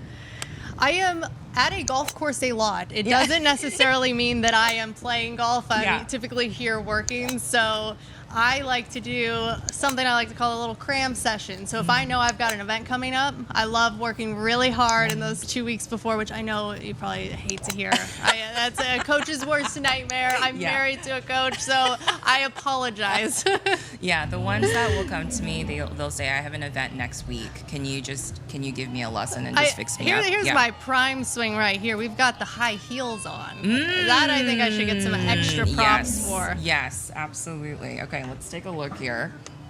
So I won a closest to the pin with that swing right there, but balance, tempo. It looks I think amazing. I was just channeling some Freddie Couples tempo in there, and nothing that a stiletto can stop. You know what's funny is when I wear heels, I feel like I can swing better. It's interesting. Only because I'm a little taller in those heels, so I have a little bit of room to actually swing through. But your swing always looks really great. I love the tempo. The tempo is the key. And let's just say too, it really is so much about scoring in golf, because we all dive into the golf swing. At the end of the day, it's what you shoot and what the number is on the scorecard. Yes. Obviously, we want to have fun too, but yes, we're talking from the hardcore backgrounds here. But how important is it to also just be an athlete and get the ball in the hole and not necessarily, be tinkering while you're on the golf course? You have to work with what you have. So I will say I hate the lessons that happen right before somebody goes out to play golf, because the last thing you want a student to do is think about a million things while they're on the golf course. So I would definitely recommend when you're on the driving range, yes, think about the technique, work it through. But the second you're on the golf course, you want to just play your game, because ultimately at the end of the day, one practice session isn't going to change a lot. If you get one swing on the golf course, and you liked it, that's pretty darn good. The rest of the time, you just want to go out there, have fun, play your game, and accept what's going to happen for the day. There's no point on fighting it. I love it. So many great things just for amateurs and pros to utilize in their golf game. Now it'll be fun. We've got our special guest also coming on the show later, Max Homa, Wyndham. A guy like Wyndham, he's already a major champion now. Yes. So how's he approaching now another major week, knowing he's already got one under the belt? Yeah, so Wyndham has a new golf coach, Pat Coiner. He actually used to work at Baltimore Country Club. Shout out to Pat. He's also a PGA professional. I imagine he's just grinding. I mean, I remember he was talking a lot, Wyndham was talking a lot about how his mental coach was such a big help, and being able to calm the nerves down and stay focused. I don't think it's any different this week. Staying focused, playing your game, and he already has the talent, so he just needs to make sure his mind is in it too. And there's his group for tomorrow. Cameron Smith, Brian Harmon. They'll be teeing off at 7:45 tomorrow here at Aronimink Golf Club. Very excited to see these players actually get out on the course and compete. Same. Okay, so what are you most looking forward to this week? I know you're going to be back with students over the next few days. We'll see you right back here at the desk on Sunday. But when you're watching on TV, what are you looking for? You know what? I watch golf on TV like people watch football on TV. I am screaming at the TV. I get super into it. Somebody has to pry me away from the TV. So what I watch is for anybody that looks like they're climbing up the leaderboard, anybody that's in contention after Saturday, right? I want to see who has the biggest strokes gained throughout the week, and usually that person is going to be out on top at some point. So, you don't want to watch golf with me, Alex. I am so loud, and I just get really, really into it. So, is there anything that specifically irritates you when you see something or a player do? Oh, that's a good question. Nothing irritating per se. Taking too long over a ball is definitely irritating to me, but we all know that that's a part of the game, right? They're playing for lots of money, so it makes sense. The ones where you're watching them putt and the ball just kind of burns those edges, I am like screaming at the TV. So, and actually, now that I think about it, when I'm watching golf live, I do the same thing. So. Well, we'll know where you are on the golf course, that's for sure. But a guy who is, missing some of those putts, burning edges. We saw that at Justin Rose at the Masters. Oh my gosh, you hate to see those when they just drift by. Yeah. And, Justin Rose, 45 years old, back here. It's just awesome to see how timeless some of these golf games are. Yeah, absolutely. I was rooting for him, and he deserves a win. He is such a grinder. He's such a journeyman, and it is really inspiring to watch him practice and play at the level that he does. And I think he definitely surrounds himself with really, really good, helpful people. And his team is strong. So I really wish him luck this week, because I would love to see him win. Thanks so much for joining us, yes, Kathy, of course. Director of Instruction at Baltimore Country Club. We'll see her back here on Sunday. Thanks for having me. Thank you. Thank you. All right, up next, we'll get to hear from Max Homa here on our PGA Championship Range Show powered by T-Mobile. We've got that tee time for tomorrow, 12:59. Max going off with Hideki Matsuyama, JJ Spawn. How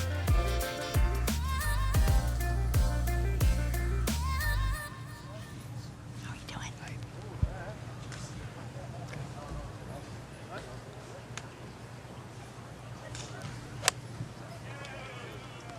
We are live from the T-Mobile range at Aronimink Golf Club. Max Homa joining us next. Max, You got the call that you're into the PGA Championship. How quick does that preparation go to start preparing for Aronimink? Yeah, it was nice because after Doral found out that night that I was first alternate, so I had a pretty good feeling I was going to get in. So it wasn't as much of a whirlwind. I was very thankful to get in early in the week and not have to, wait till Saturday and Sunday to make, accommodations or figure them out. I mean, so it was nice, but obviously, big goal to qualify for this year. So happy to be here, and again, happy it was early and not late. Yeah, I think people do forget that there are the logistic side too of things that you're having to deal with in addition to your game. But so, what did you look at in terms of the golf course and just kind of getting your game ready? Yeah, it's helpful sometimes when we are very familiar with the architect because you know what the golf course is going to be like. So this is a pretty standard Ross with the crazy greens. It's not too difficult off the tee. But yeah, I only really remember watching it from the BMW, maybe in 18, and it was soaking wet. I played with Keegan yesterday, and he was just telling me how different it is. So not much you do. I mean, we had a tournament last week, had to get ready for that. So I don't really prep too differently until I get here. So definitely spent more time putting this week than just banging drivers. It seems like it's going to be very important to you're gonna have a lot of 6-foot par putts this week. And yeah, Keegan, who won here in 2018 BMW Championship, I know it was definitely a different setting with the rain, but what did he tell you just in terms to think about? Not much. It was, I guess, more interesting just because I asked him how in the world he shot 20 under here because I thought yesterday morning was, it wasn't windy, but it just seemed tricky to make birdies to where the pins are gonna be, not necessarily where the practice round pins are. And he was just saying that it was just, you point out a couple holes where you just aim dead at it, and when you look at it now, you could aim dead at it, but you just need to hit such a great shot. And he said at that time it was just kind of plugging. So I guess it just gave me some peace of mind that, looking at those scores probably won't be as aggressively low, at least from the bulk of the field. You never know if somebody goes out there and runs away. But yeah, just cool to see, I guess, his viewpoint on it, considering he won here, but just how drastically different it is with this weather we're getting this week.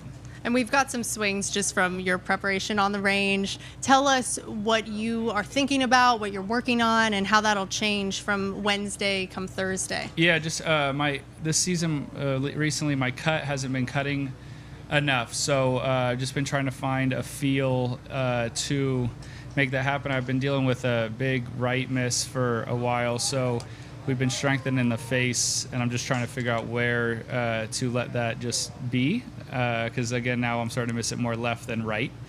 But yeah, the good ones are great. I just have had too many big misses. Last week I played fine minus, X amount of swings that caused a lot of chaos. Fortunately, on this golf course, that's not going to be that big of a deal, especially off the tee. But I'm going to need to hit my irons a lot better than I have been, because to make birdies, you have to hit in these small little sections, or you have to putt like you're at a mini golf place. So I don't make a lot of holes in one at the mini golf joints, so I'm going to try hopefully to hit my irons a bit better, make my cut and hit something close. A lot of opportunity for those up and over putts. Yes. Just like you said. How do you practice putts like that? Obviously you want to be close to the hole. It doesn't always happen, but a long lag putt, what are you doing to prepare? I thought I did a good job today of throwing balls down where I probably will leave it, and going through full routine and reading it and trying to hit it in a little circle to get a really good feel. It's so hard to simulate from a Wednesday or Tuesday to a Thursday, Friday, Saturday, Sunday. So I think that's been helpful the last few weeks for me. I've been a bit more conscientious of it while I'm practicing, going through the whole routine. But yeah, it's tough.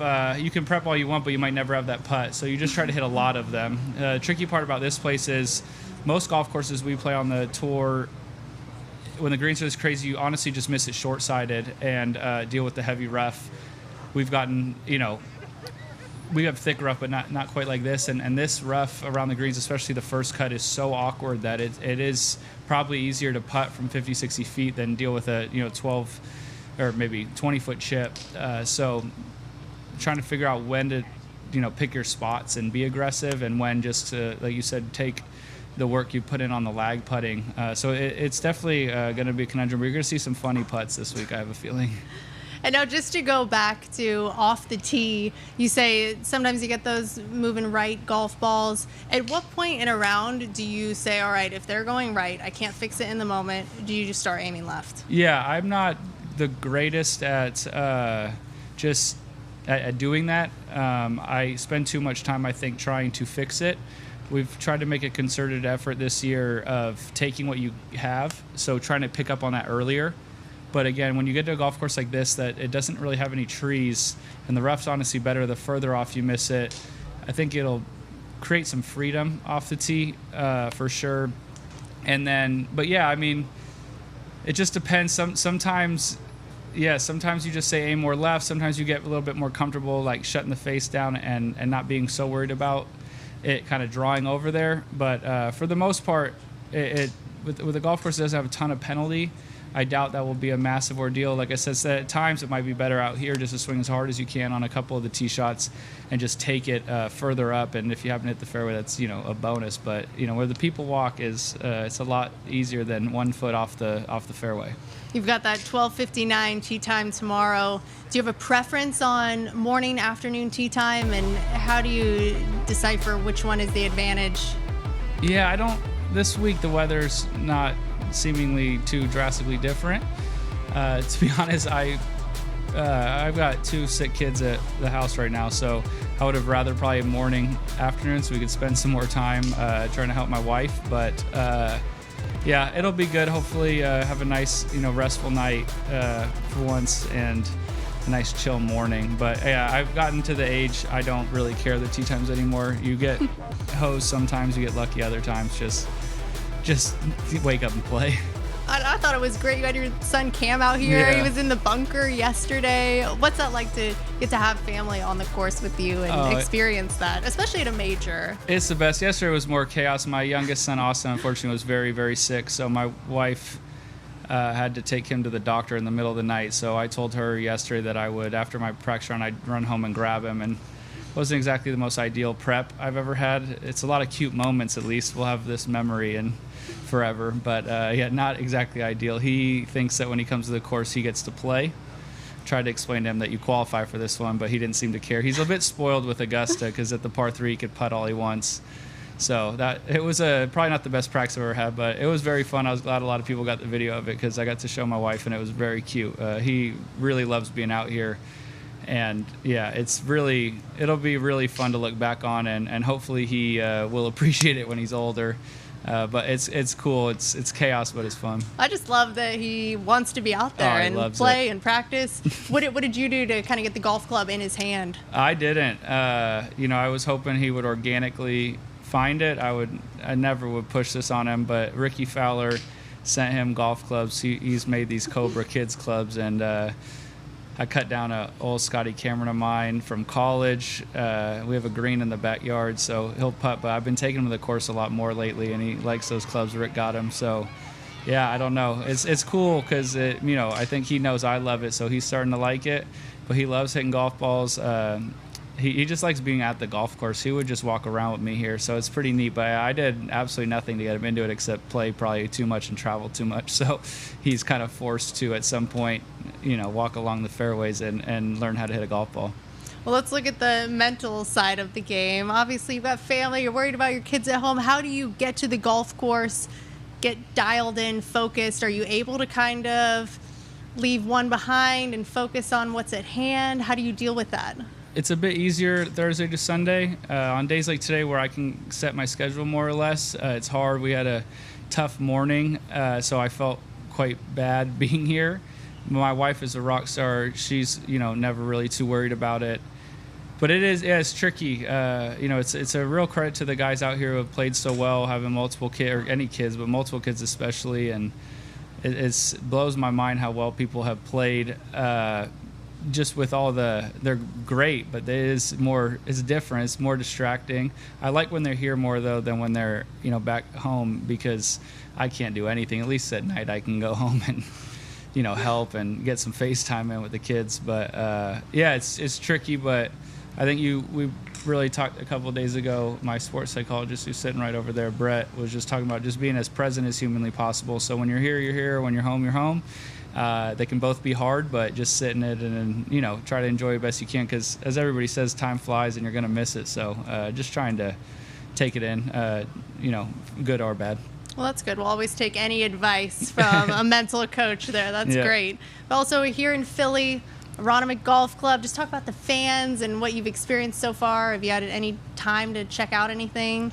Not a whole lot of time, but my family's actually from here. My mom's, actually both sides of my family are from here, but my mom's side is from Horsham, which is right down the road. So I get to see my aunt, uncle, and cousin every time I come here. Last year when we were here for the Truist, it was great. I went to their house pretty much every day, so we'll see them. So they came out today. But yeah, it's just the fans in the Northeast are amazing. They are very passionate. I'm glad we're not a team because they can be a bit hard on some people. But when it's just all the golfers, that passion is so positive, and you can feel it. So it's cool to play up here. There's so many people out here. There's so many kids out here. It's just it's great for the game of golf. It always makes us feel really good to see so much buzz and the excitement around it. So I wish we would come up to this area more often. I'm glad we've gotten to now do this in this area 2 years in a row. Philly fans are passionate. I love it. I think it definitely helps that you've got some on your side already coming to the course. How nice is it to have family nearby, and do you get to experience that throughout the year, just kind of the extended family getting to watch you play? Yeah, I think that's why I've played so well on the West Coast typically in my career, just because pretty much up for the whole West Coast. I mean, I went to school in Northern California. I'm from Southern California. I live in Arizona, so I just know so many people, whether it's family or friends. So for me, it's rare to go anywhere else and know people, but here I do. So yeah, it's just, I don't know how to exactly explain it or quantify it, but it's just comfortable. You know, there's somebody to call if you got a question. You have somebody, but just in general, it's just nice to see a friendly face or a familiar face. My cousin's usually friendly, so I'll give her that. But yeah, I don't know. It just always seems to be a little bit of a boost. Well, Max, thanks so much for joining us. 12:59 tomorrow. We'll see you on the range warming up, and we'll be tuning in to the coverage. Thank you so much. Thanks Have fun. for joining.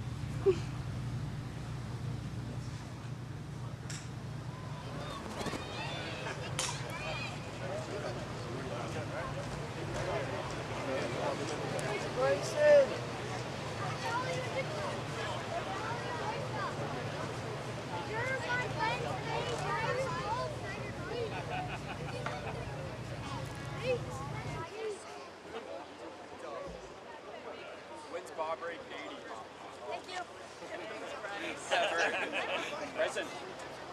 How many windows of her house got broken? About a smile, Bryson.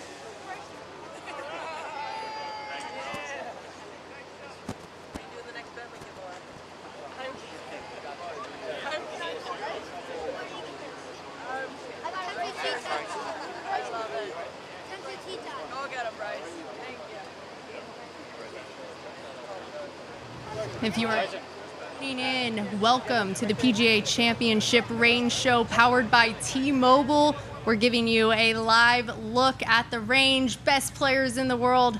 They're gearing up for the second major of the year, and you are just the person I want to talk to, Director of Instruction here at Aronimink, Riley Wheeldon. Tell us what we have in store for this week. We're all excited for the best players in the world to be here. I think the course with the wind and the temperatures going up is going to firm up a little bit, add a new dynamic that maybe they didn't see the first couple days on property. I think it's all going to come down to the greens at the end of the week. Well, you're speaking from the course perspective. I Google you, and it's all about how good your golf game is. Absolutely incredible. How have you been preparing? I know you attempted to qualify for this. What's that experience been like? It was about a year in the making. I really wanted to get in the field. It kind of all came down to the last round, and it didn't go my way. So unfortunately, I've got my coach's hat on this week as opposed to being inside the ropes and playing. But that's a pretty good spot to be as well, watching the best players and the best coaches in the world kind of go about their business. I mean, that is such a difficult thing to be a coach and also be able to play, because I think we all know once you kind of get into the golf industry, it's harder and harder to actually get out on the golf course, especially when you're helping everyone else's games. Luckily for me, the culture of the club and the professional staff, you know, Jeff Kitty, our head professional, our members, they like to see me play. They want me to play. I get to go out and play with a lot of my students, and For me, in my coaching style, it has to be able to transfer onto the golf course. So I need to kind of practice what I preach and get out there and play a little bit of golf too. So what have you noticed seeing players on the range here? What are you taking away? I think it's a major championship week, so I don't think any of these guys are reinventing their swings. It's too late if that was the case. I think they're getting prepared and comfortable with the golf course, what types of shots they need to hit. Probably putting in maybe a couple of equipment changes. I think I've seen some guys go to like higher lofted fairway woods or hybrids because the rough's pretty thick. There's a couple long par 4s and a couple reachable par 5s. If they are in the rough, they're going to need that to hack it out of. I mean, what's interesting to me is you've got guys out there hitting a bunch of shots at the same target, working on some swing stuff, but there's a lot of focused practice hitting specific shots that you can kind of eavesdrop and tell that they're hitting for this hole or that hole.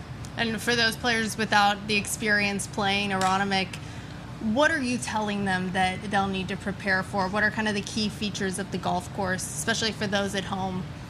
I think a lot of it is wind dependent, hole location dependent, but if the hole's here and the wind's here, this is maybe the best angle to approach the green. There's times where you're taking short grass over angle, and there's times where you're taking angle over being in the short grass. I think a lot of that is wind and hole location dependent. A lot of nuance to the greens, a lot of knowing that, hey, if the pin's here, let's just say front left on 11, that's probably going to be a spot where it goes, and it's going to be, interesting to watch.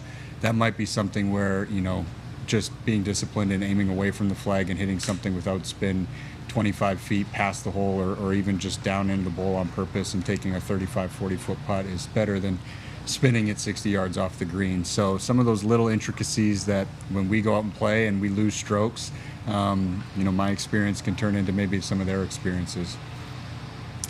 So we've got Justin Rose, who is out there on the range right now.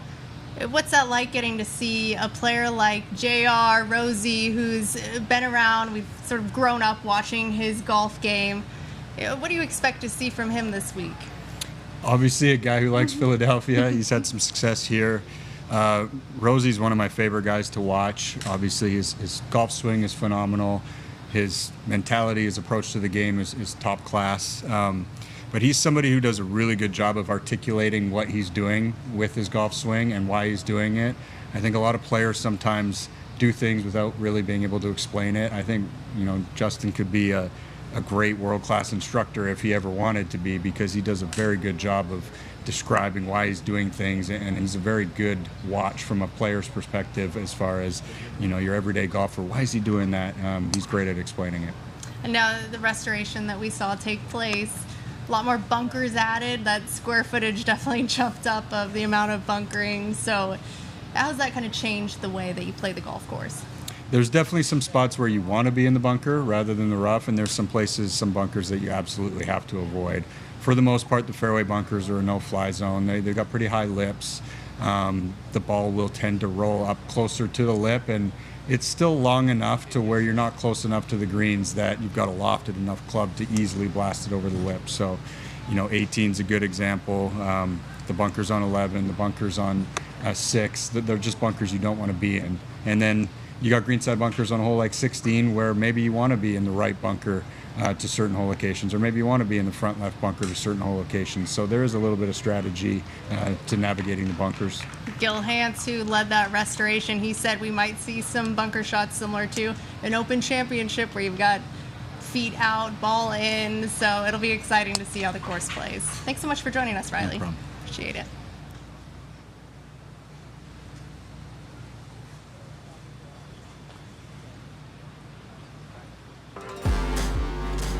Next up on the PGA Championship Range Show powered by T-Mobile, we will be joined by Wyndham Clark, teeing off at 7:45 tomorrow. Be going with Cameron Smith and Brian Harmon. We'll be speaking to him in just a moment.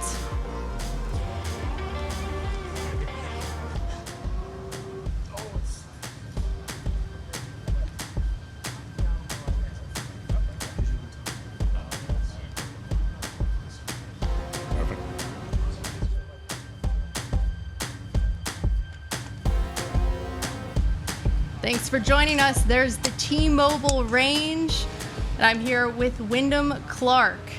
Wyndham, fellow Colorado native. We had a few Donald Ross courses in Colorado, Broadmoor, Lakewood Country Club. I don't think I even realized when I was growing up, but what do you think about a Donald Ross style of play and here at Aronimink? Well, I'm glad you told me which courses because I wouldn't have known. Not anything against Donald Ross. He's one of the best. But, I actually see some of Donald Ross stuff at the Broadmoor as I do here. There's some epic greens. I love the bunkering. This golf course, this is one of the better courses I've played in a while. I love Northeast Golf, and this one is very approachable, but also requires a lot of strategy into the greens. They're so sloped, and if you miss in certain spots, it's going to be very difficult to get up and down. And a course where you haven't had that kind of competitive play experience, how do you get to know the golf course? How do you prepare? What are you doing on a Monday, Tuesday, Wednesday? Our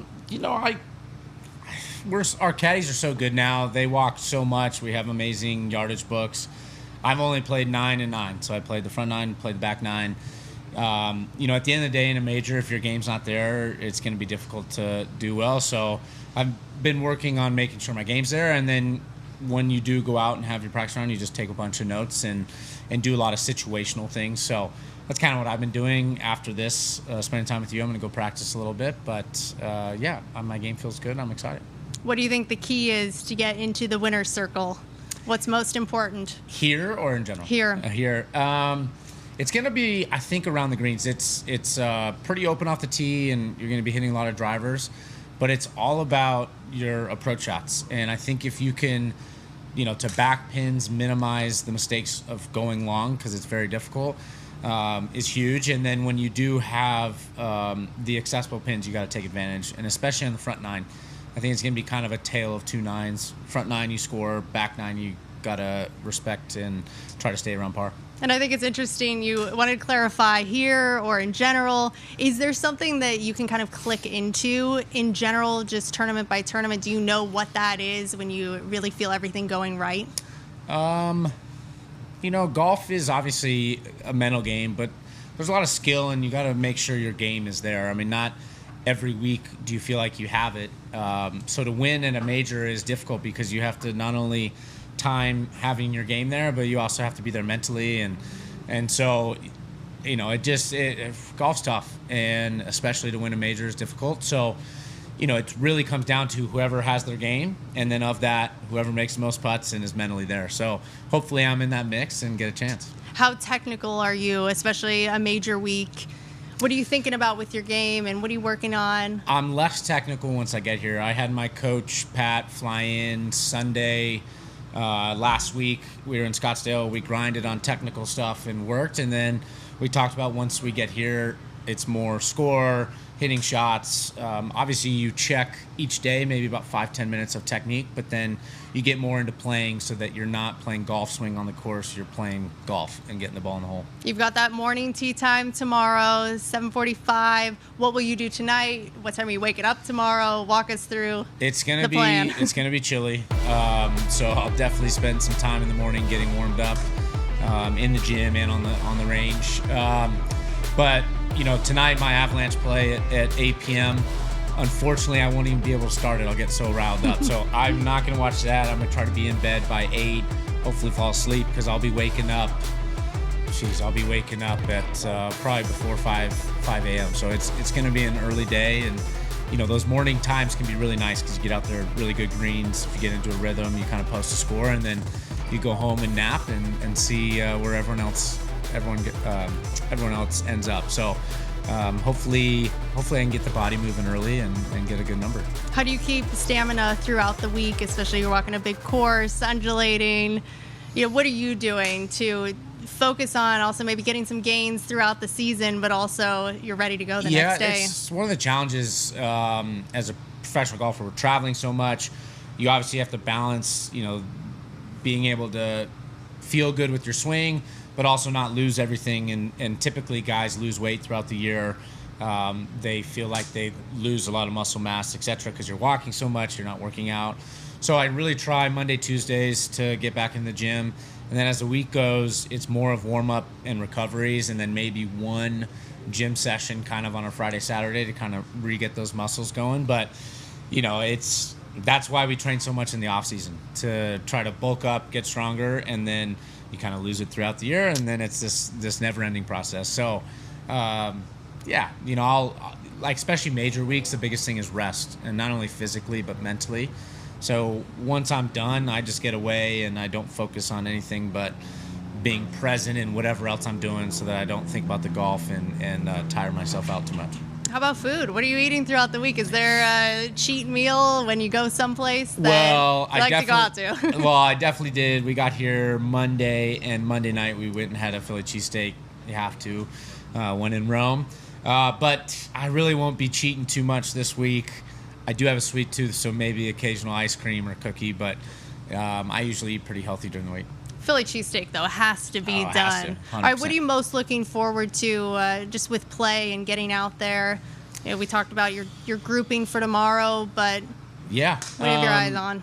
Yeah, the main thing is I'm excited to play. I unfortunately didn't get into the last 2 elevated events these last 2 weeks, so I was at home chomping at the bit, practicing a ton. So I'm just ready to get back inside the ropes and play.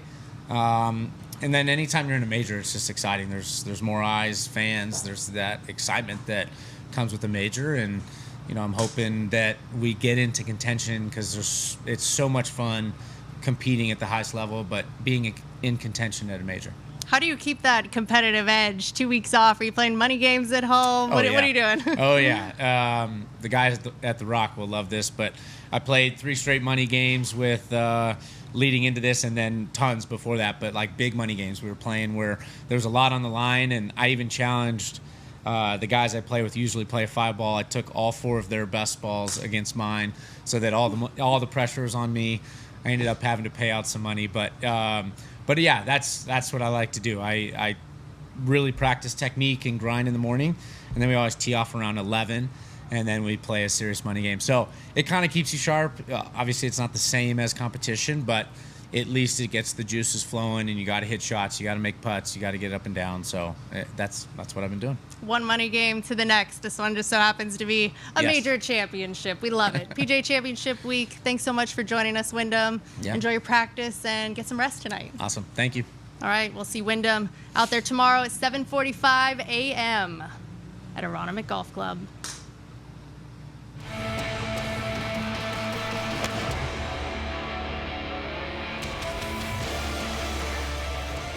Good. Oh, it's a beauty. Fantastic.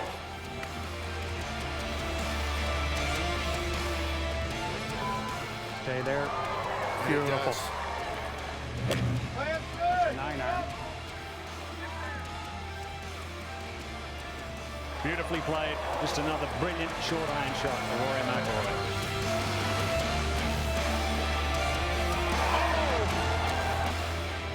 We have a shining star at sunset.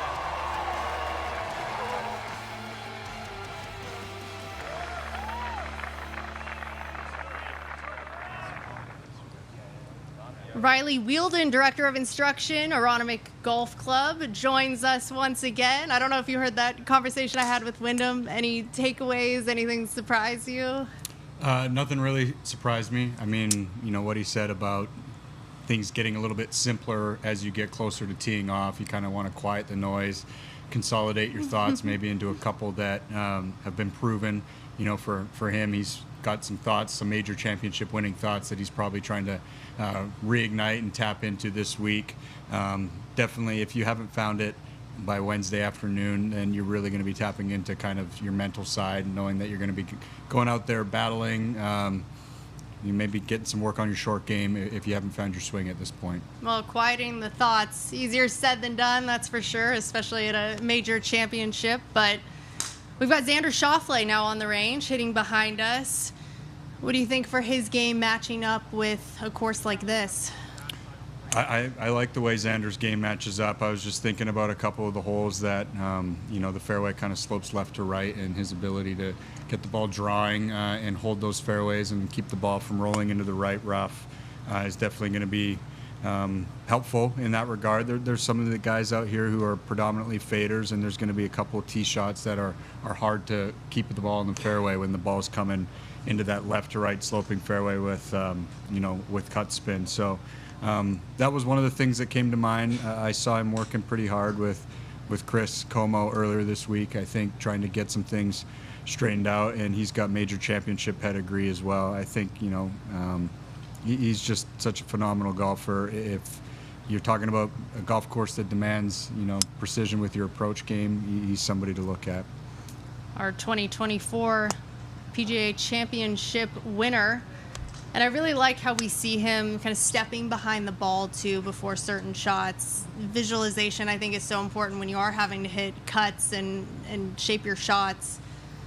What are you telling your players, especially ones that are playing Aronimink every day? What are they visualizing off the tee?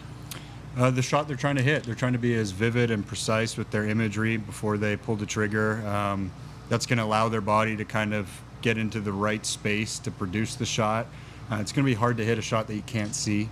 I think probably far too many recreational golfers just go and do what I call aerobic practice, and they just rifle golf ball after golf ball out there, and there's not a whole lot of thought or purpose. So you see these guys at times taking, over a minute in between shots, and I think they're really trying to either feel what they want to feel in their swing, or they're, resetting and trying to hit a different club, a different shot to a different target, and try to make it, simulate what they're going to be like on the golf course as much as possible.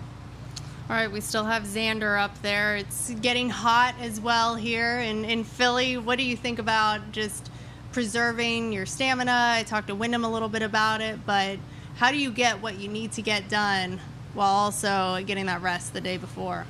I think rest is a huge component of the preparation. You're seeing more and more players kind of play 9 holes a day. I wouldn't be surprised if the driving range clears out here in the next hour or two, because guys are going to be done. They're going to go make sure they're well fed tonight, getting rest, recovery, maybe some final touches on the short game. You're preserving your energy, and just look at the last 2 holes on the front 9 and the back 9 here. So for the first 2 days, they're going to be finishing on both sides. And the last day, it's climb up 9, it's a climb up 18. You got to make sure you got something left in the tank to finish strong. Par 70 this week. Xander, he's got his driver. Are we likely to see driver throughout most of the holes that you can hit a driver on? I think you're going to see driver everywhere. Yep. I personally hit driver everywhere out here. I don't really see a reason for anybody not to hit driver unless they've got a very specific hole location or uncomfortable nature to a certain shot. Maybe you'll see some guys hitting less than driver on 13. I saw, surprisingly, some less than drivers on 11.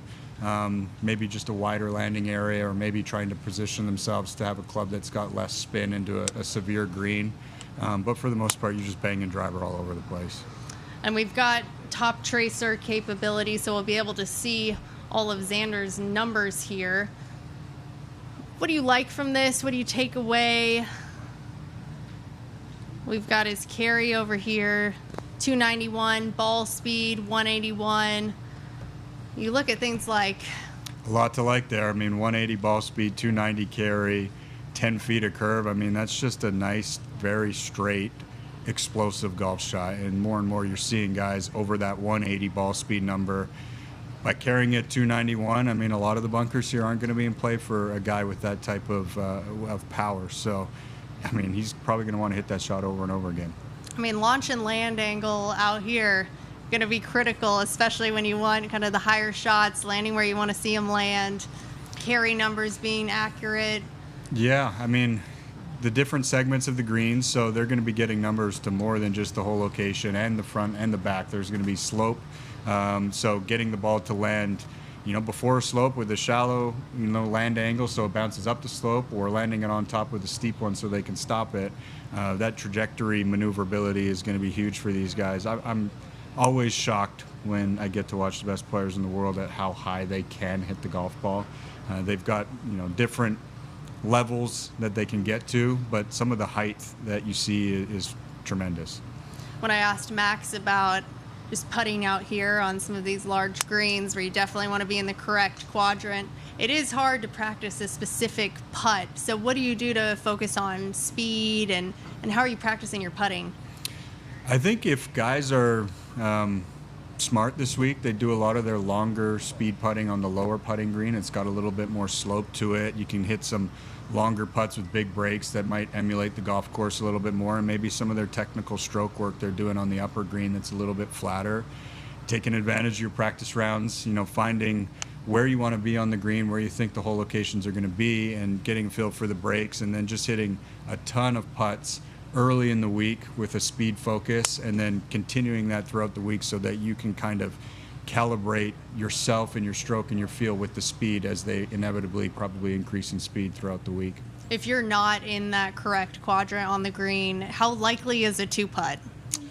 You got to be pretty good from 6 and 7 feet. I mean, there's going to be putts where you either make it or it's going to go, outside of the comfort zone. So whoever wins this week is probably going to have one of those classic numbers that you see, perfect inside 10 feet or something along those lines. Now we see Xander here. What can our viewers at home take away from this golf swing and how he approaches the game? Good question. It's really hard. I mean, with technology nowadays, you've got moving platforms and stuff, so people can definitely tap into that. You're trying to find maybe an end of the range, which is typically going to have some rough on it. So finding that uneven lie with short grass, from our standpoint as instructors, coaches, we got to utilize the evenings, get on the golf course and be very specific. That ball above your feet lie on hole 1. Let's go and see that. Let's make some time at 6 p.m. and grab 3 or 4 balls and just see how that slope affects you and your swing. Does it overhook? Do you make compensations to avoid going left and leave it out to the right? Get out and play with people so you can get that kind of organic result and say, I noticed, your swing changed a couple times when the ball was below your feet or on that downhill lie. Let's find some time to get out there and be really specific and maybe go to that exact location and hit that shot. Well, the golf course could not look any more beautiful. Talk about just the preparation from the course side, getting ready for this week. I mean, I think there's a huge shout out, first to the grounds crew. They're second to none. The course is beautiful. I'm jealous watching the guys out there playing such a pristine conditioned golf course.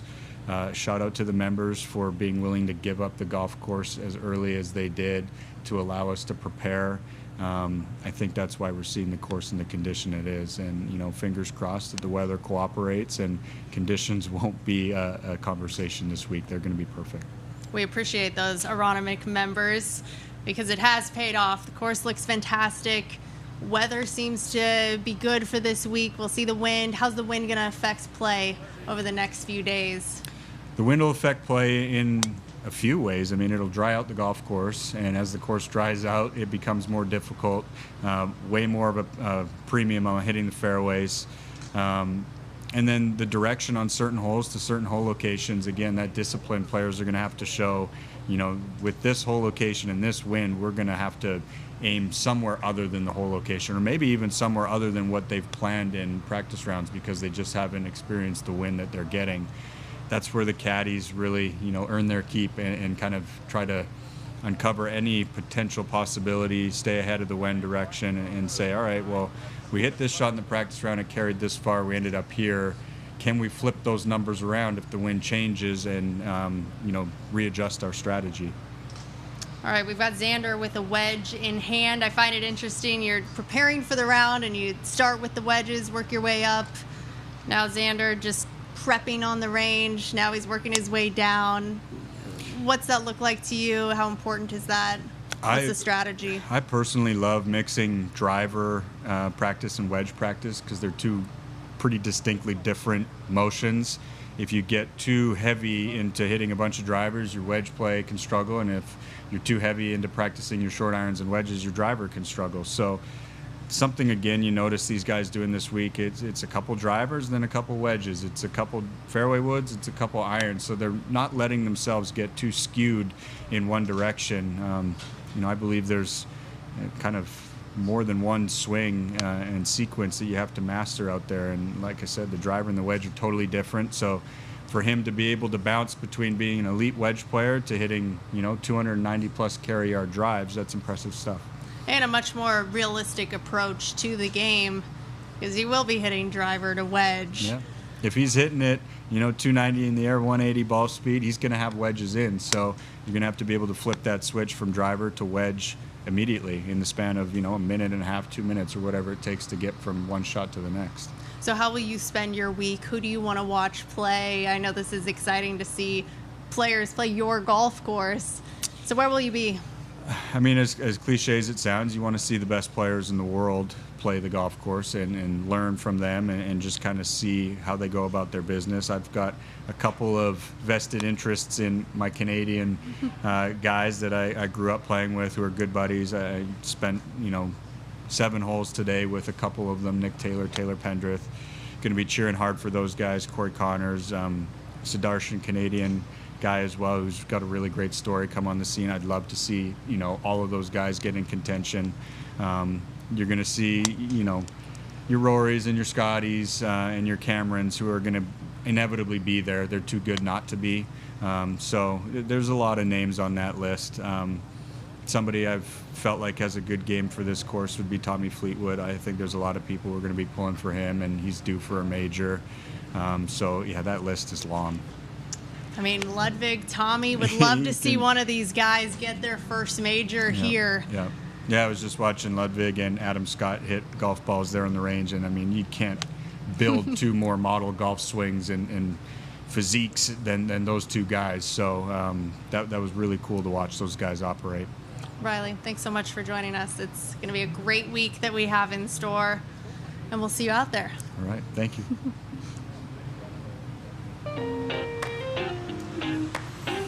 Good. Thanks so much, everyone, for watching. We'll be back tomorrow with our PGA Championship Range Show powered by T-Mobile. We'll see you at noon Eastern from Aronimink Golf Club, live on the range.